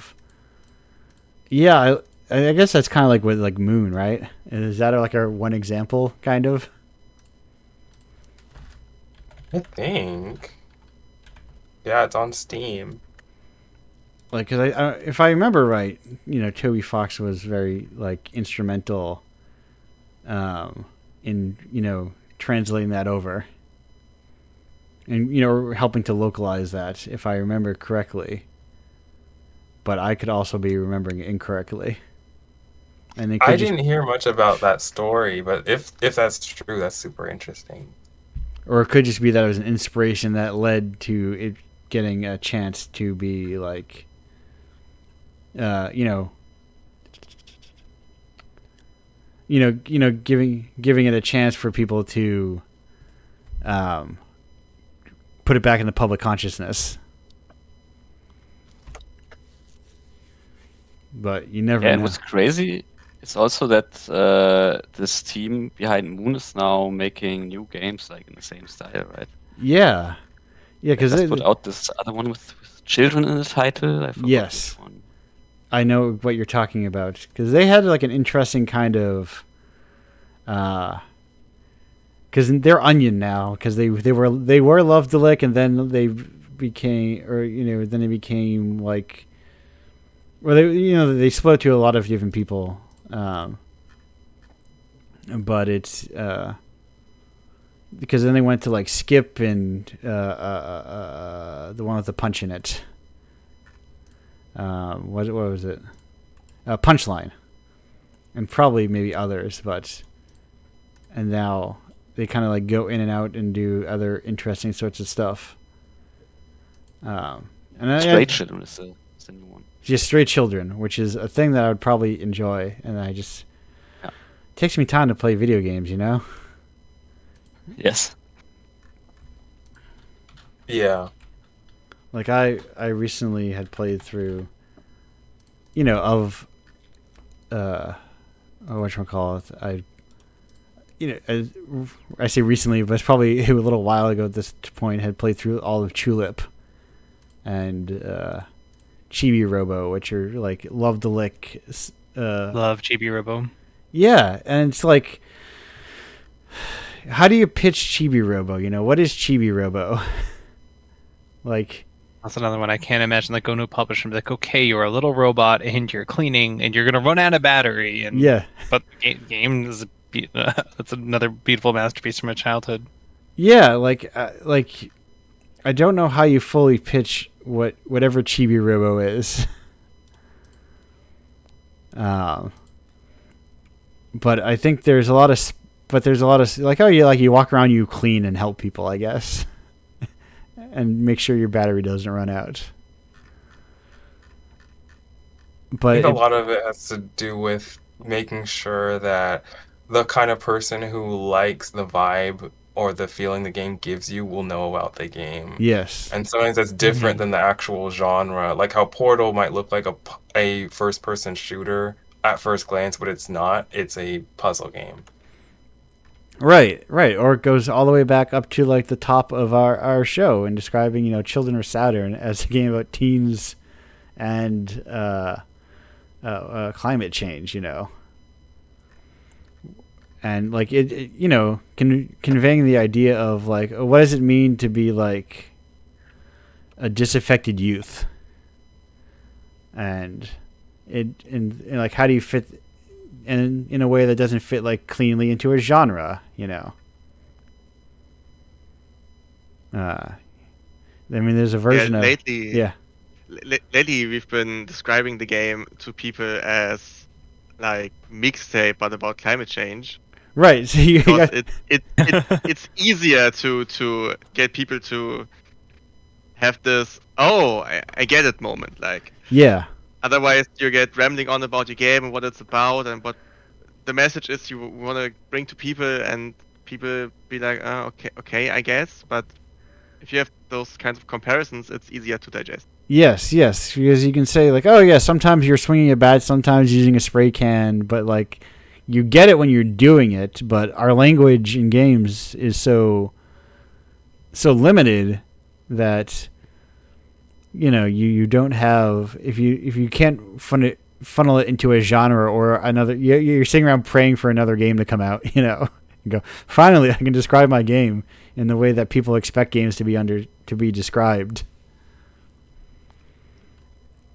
which is a disservice to games. And yeah, because then also like not belittles your game, but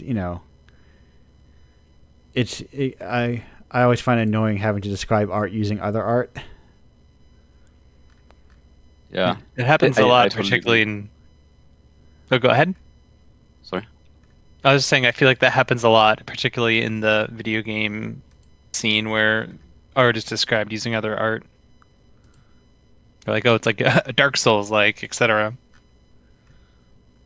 Yeah, I feel because we're so used to describing games on the basis of like the game loop and not so much like on the actual contents of like the story. Yeah. For example, like in film, you have genres that are based on. I mean, yeah, not sure. Is it so different in films? But I do think it feels different to me. Right. I think like genre is like it catches like a broader net. I get like drama catches a broader net than like platformer does. Yeah, and we have genre in games too, but it's focused on the gameplay. And if someone just tells you, yeah, it's like a platformer, you still don't know what's the game about. You know what you're doing. Yes. Right, because it's describing sort of like, you know, where you would say rock music, you would say that like a more similar description within video games would be calling it guitar music. You know, you go, okay, yeah, you'd be describing the instruments used, not the genre of music. When I was a student, sorry. No, you go ahead. I watched a video on the aesthetics of playing, how that framework categorizes games more by the feeling that they give you, specifically the reason why someone would want to play them rather than by genre. I think that's a helpful tool for actually, I think defining more helpful genres for games. Because, like I said, the mechanics of something don't always match the experience that the person is looking for. So, like, they might come to an arcade game, like, one person might come to something like Crazy Taxi for the gameplay, like fast-paced. Another one might be coming to it mostly for the vibes. I haven't really played a lot of Crazy Taxi. I don't know if you can set it on easy or not, but maybe they just do that and they just kind of soak up the vibes, the music, the dialogue. I don't know if there's a lot of dialogue. Just as an example. Yes. No, like, I will. You know, I get it. The examples are hard. You just kind of flow with it. You know, I get what you're saying. Yeah, and I think there's like a subgenre, a very tiny subgenre of games in the style of Super Monkey Ball. Yeah. I love Super Monkey Ball. I grew up with it. I think some of the games that I've seen in that space. Oh, I lost you there.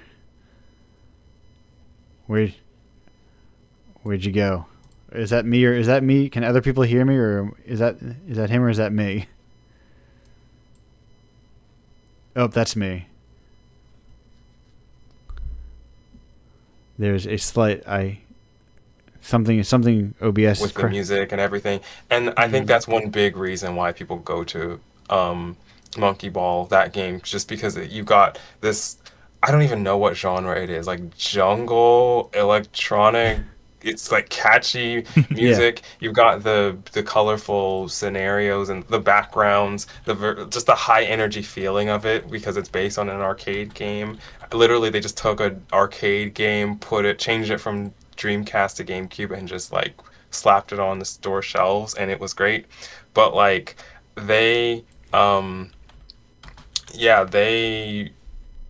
I think part of it is just like, I think for understanding why a game might succeed or fail commercially, it's important to consider like, why would someone turn to this game? Like pretend you're them.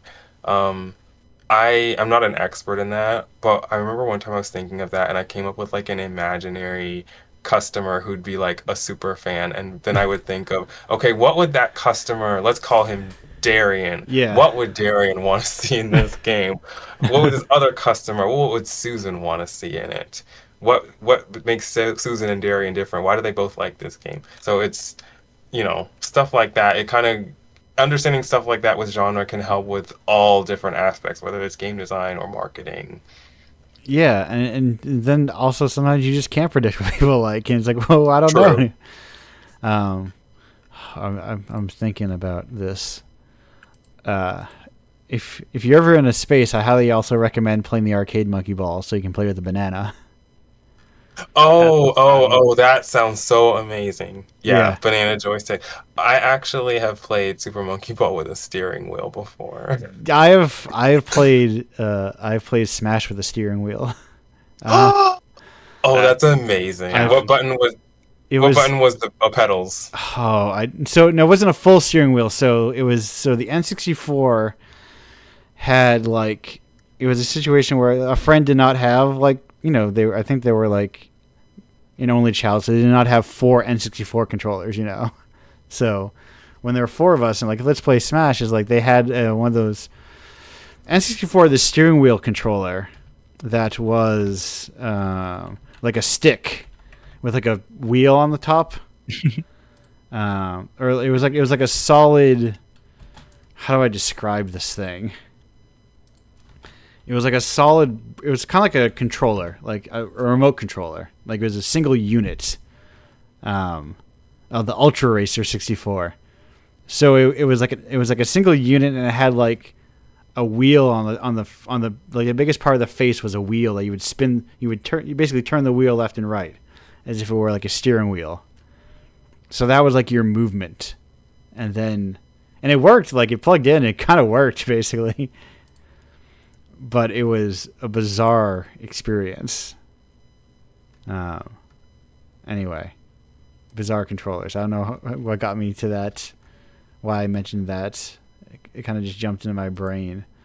I mentioned I played Monkey Ball with a steering wheel. That's what it was. Yes. I was like, yes, I've also played a weird game with a steering wheel. Monkey Ball seems more playable with the steering wheel. Yes, it is. Seems almost. I wish we had more games for the Donkey Kongers. Yes. Oh, the Donkey Kong. Oh, yeah. That would be very interesting. I don't know if you could play Monkey Ball with those, though. Or it'd be very exhausting. Yeah. I wish we had, like, just open source of those things. Just like, I just made my own. I guess anyone can make their own controller for it, but there's got to be more space for alt controls. Yeah, alt controls that are just like easier to access. I would love it if there was like alt controls where it's like, hey, now here's just a space that has alt controls, so you can just like build around it. I mean, there's a couple of decompiles of all those old sort of controllers and how they worked. Yeah. Like I wonder, like I feel like the only space like that I feel like you would find something like that is maybe like a MagFest. Let's say the MagFest alt control indie section. Yeah, that's. I'm hoping. Cross my fingers. I think there is some degree of curation that goes into the MagFest market, so I'm hoping the MagFest market people like me and I just get in every year. Because it's a very cool show. It is probably the coolest show we have in the U.S. Honestly, I'd say MagFest is such a wonderful space for everything. Yeah, it's just everything video game. It's just a good vibe, As someone who's like if you can't make the trip to Europe to go to a maze, which I think is like if you're into art games is like kind of like the peak of what you can find, if you want to like purely concentrated of like alt control stuff and also just people doing a lot of interesting cool stuff that you just don't really see anywhere else. That's seeing people in the Indie Arcade MagFest Discord like pitch their latest alt control. I'm like, oh my god, how is anyone supposed to use that? And they make it happen, and it's always so cool to see. Yeah, right. It's just a good vibe, and also it's like It's like an event that never closes, so it's deranged. It's like a 24-hour. Oh, event. That's my favorite part is being in the arcades there at 4 a.m. That's when the crowd's gone and all the machines are free and it's good to go. Yeah, you can just kind of like. So I love being on my own schedule, and there's no rush of if I don't do it between these hours and be there, so I can sleep in the middle of the day. It's great. I mean, there's a lot of great things in Japan, but one thing I miss the most is like the game Mai Mai. It's my favorite rhythm game since I went there, and I cannot play it anywhere else because I have to use the machine to play it. And yeah, regarding special controllers. Yes, yeah. No, I went to Austin, and they had a good arcade there, and that is me. But I like Waka a lot. Oh, yeah, I see that too. Yeah, I'm like, also a really cool game. Yes, I love the kind of like, moving your hand, doing the whole circular motion of it all. Mm-hmm. The giant washing machine, the giant rhythm washing machine. I love the clicking sounds of the buttons on my more. It reminds me of my old Guitar Hero days. Yeah, like I played a lot of. I went through like basically a host of rhythm games with somebody who was very good at rhythm games, and I was like, I'm very bad at these. Nice. But it was fun. Just like those are like, just like a whole cultural design, like a whole culture of game design that kind of like exists within mostly one country, Yeah, exactly. And it's like a fascinating thing to think about, of like when you think about like regional design, because I think a lot about like regional game design, and really interesting topic to put it this way. Yeah. Mm-hmm.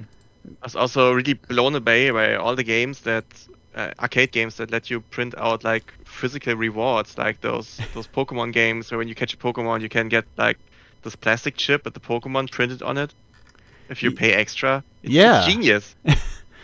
Yeah, it's like the whole like arcade culture is just very different.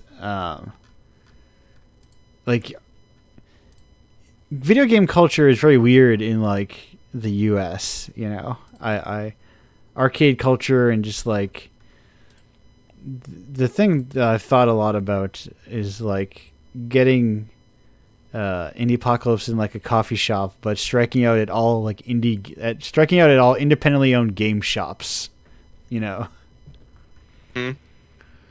And it makes you think a lot about sort of, like what people take out of games is like very different, because like a lot of US arcades are a lot of just like, what old arcade cabinets can we get our hands on, Yeah. Have you by chance been at Silverball Planet in Osaka? I've never been to Japan. Oh, I thought you were. No. Because of Waka and stuff. Oh, okay. No. My only experience with that stuff has been when it's been in places stateside. I'll find an excuse to go there eventually, Yeah, Silverball Planet, just to explain what it's about, it's a really big pinball-only arcade, and they collected so many machines there. It's crazy. Yeah, there's actually, I have the luxury of in the US, we've got like, I'm very close to Fun Spot, which is one of the larger arcades, I think, in the entire US. Say quote unquote the US's biggest arcade or something like that. Yeah. About an hour from okay. Cool. Yeah. Love to go there. It is very cool. It has like a lot. I haven't been there in a long time, but it has a lot of stuff. Oh, they claim largest arcade. So many of the old classics. Yeah, Guinness Book of World Records on their website, according to the Guinness, the largest arcade in the world. Oh wow. Okay. Oh. So they've gotten bigger apparently. Don't really have good options here in Germany, at least not that I know of. No. Yeah, I mean the thing is, that thing's off in New Hampshire, so they've got like space. They've got, because they've got like, if I remember right, they also have like those indoor like golfing things. Yeah, they got like mini golf and Top Golf, or not Top Golf, the virtual golf there. Yeah, like that driving range thing. Yeah, whatever. I don't know what you call it. So I don't know the name for it either, but exactly. When you hit it against like the curtain. Yes. And also like, a billion pinball machines, and I'm glad that it's like still going. Like, my fear is that it would like not survive for some reason, especially like, after quarantine. Still popping off, luckily. Thank God. Because it is like, because a lot of the stuff is very like archival too, of like, like there, a lot of these games, unless you're like booting up MAME, Like, you don't see a lot of these games all the time. They're not, like, people aren't readily bringing back Jack and the Beanstalk. So it's neat to see sort of, like, I wonder if there will be, like, arcade culture that kind of, like, Jack the Giant Killer is what I was thinking. It's not called Jack and the Beanstalk. Or there could be, no, maybe it is Jack. No, I was thinking of Jack the Giant Killer. But I'm hoping that there will be another arcade wave, especially when it comes to indie arcade cabinets and some unique original ideas. Yeah, to get very hyper local again, or for the because flying out of I've been flying out of Logan a lot lately, and Logan's got like arcade cabinets now. Like some company has set up like little like free to play Pac-Man and stuff there. And I'm looking, I'm like, there's a lot of space in there to fit another cabinet. How can we? I've been thinking like, can we get the Boston Game Dev Group and like these people running this arcade in Logan in connection and get like Boston indie stuff in Logan Airport, That would be cool to see. Because I think a lot of like, I feel like a lot of culture is just like access and like putting it in front of people, Yeah. There's I know of a arcade bar near me. I just imagine that place if they had local indie games like at the arcade cabinets. I think that would be super, super cool. And then monetization is like, it costs $0.25. How many people are going to play it? Right. And, it makes money. Right. And it provides like a look like, oh, here's the thing that only like if you need to convince these bar arcades that like here's the thing that only this place has, Yeah, I was super lucky. The indie cabinet that I built, I was able to get a little local place in New Hampshire to feature it for a weekend, where I left it there. It was sort of like a pre-MagFest maintenance test to see if it can last the weekend at the bar, could last the weekend at MagFest, and they were all about it. And I was surprised they said yes. I expected them to be like, "What are you talking about?" Like, hell no. Yeah, they're like, yeah, sure. Like, and they made a spot for it and everything. It was awesome. Yeah, I mean, it's from my experience, it's just like a wild gamble of like. Whether to say this, whether people who run a lot of game stuff like games at all, That's a great way to put it, though. Because it does feel like a lot of these things, like, oh, do you even like actually like games? Like enjoy the medium, or do you just like enjoy the consumerist part of it?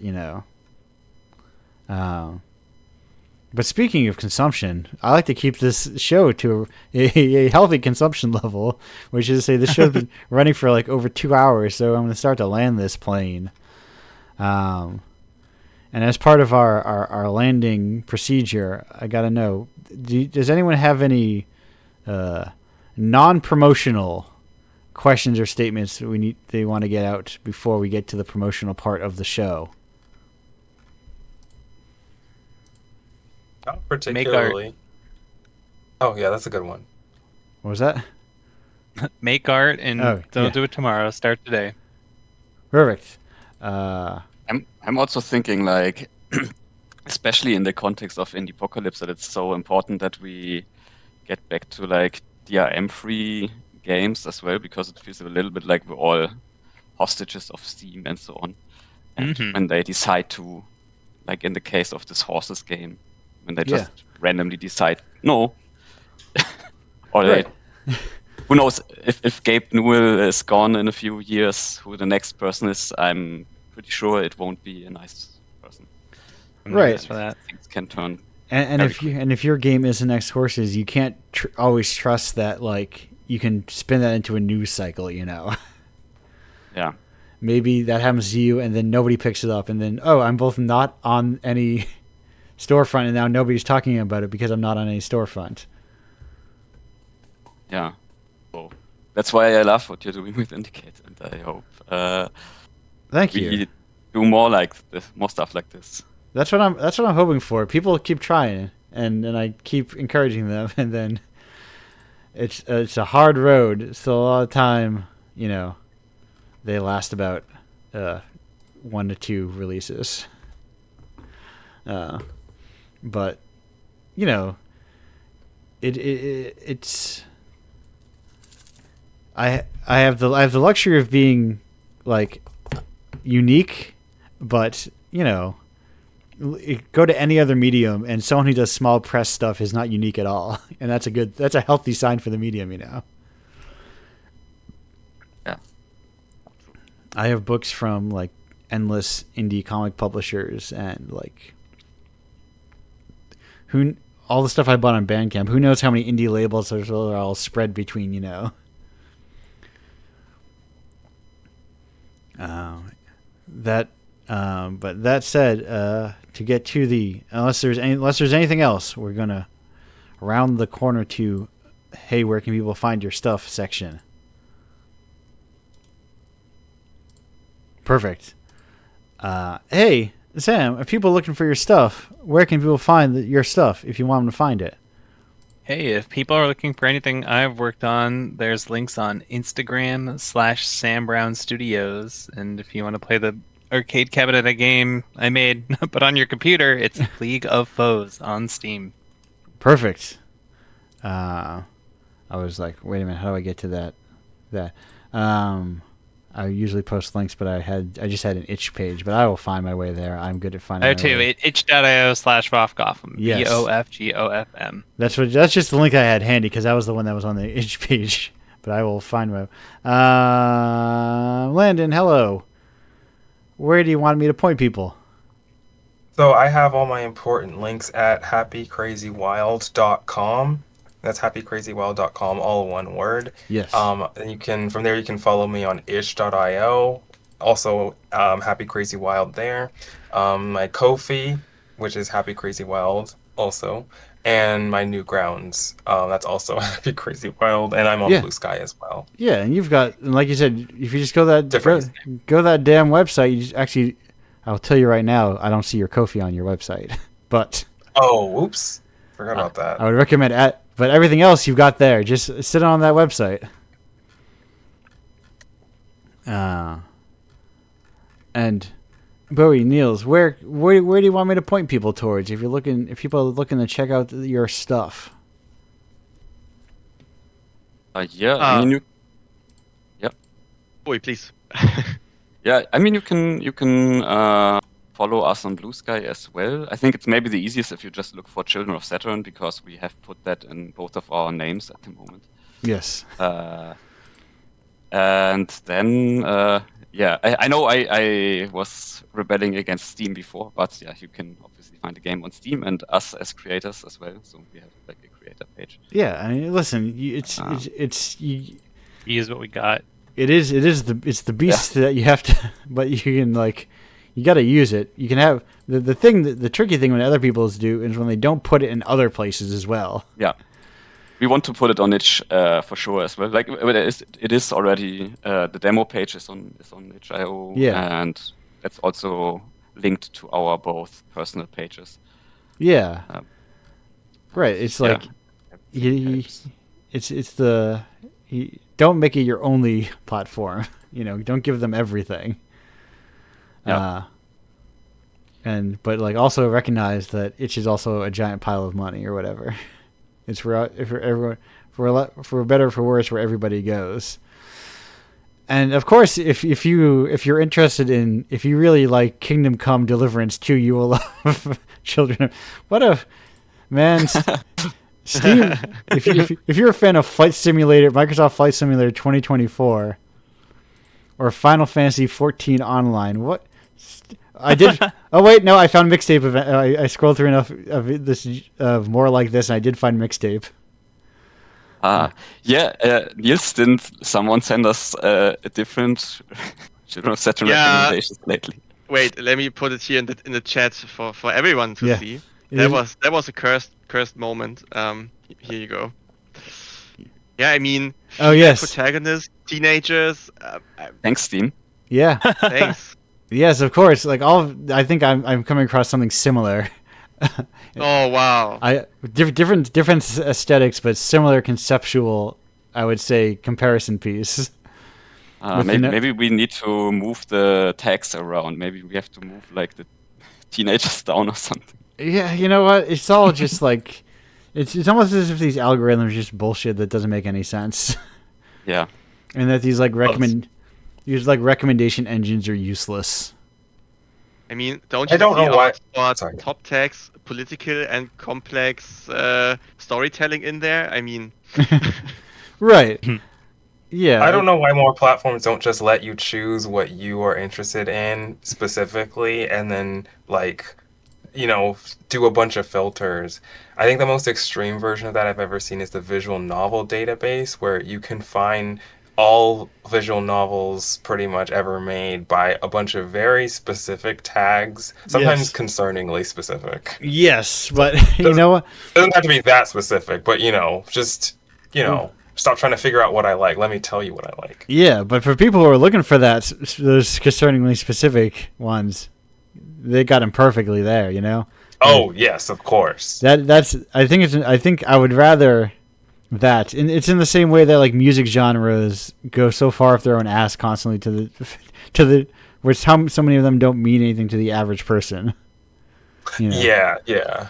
Even like broader, like if you tell a person like, ask the average individual on the street, hey, do you like Baroque pop? They probably do, but couldn't tell you what that means. Exactly. I don't even know what that means. Yeah, I was going to say, I don't know if I could name a single Baroque pop song. I feel like Baroque pop stuff is kind of like Florence and the Machine, I think that's what Baroque pop is.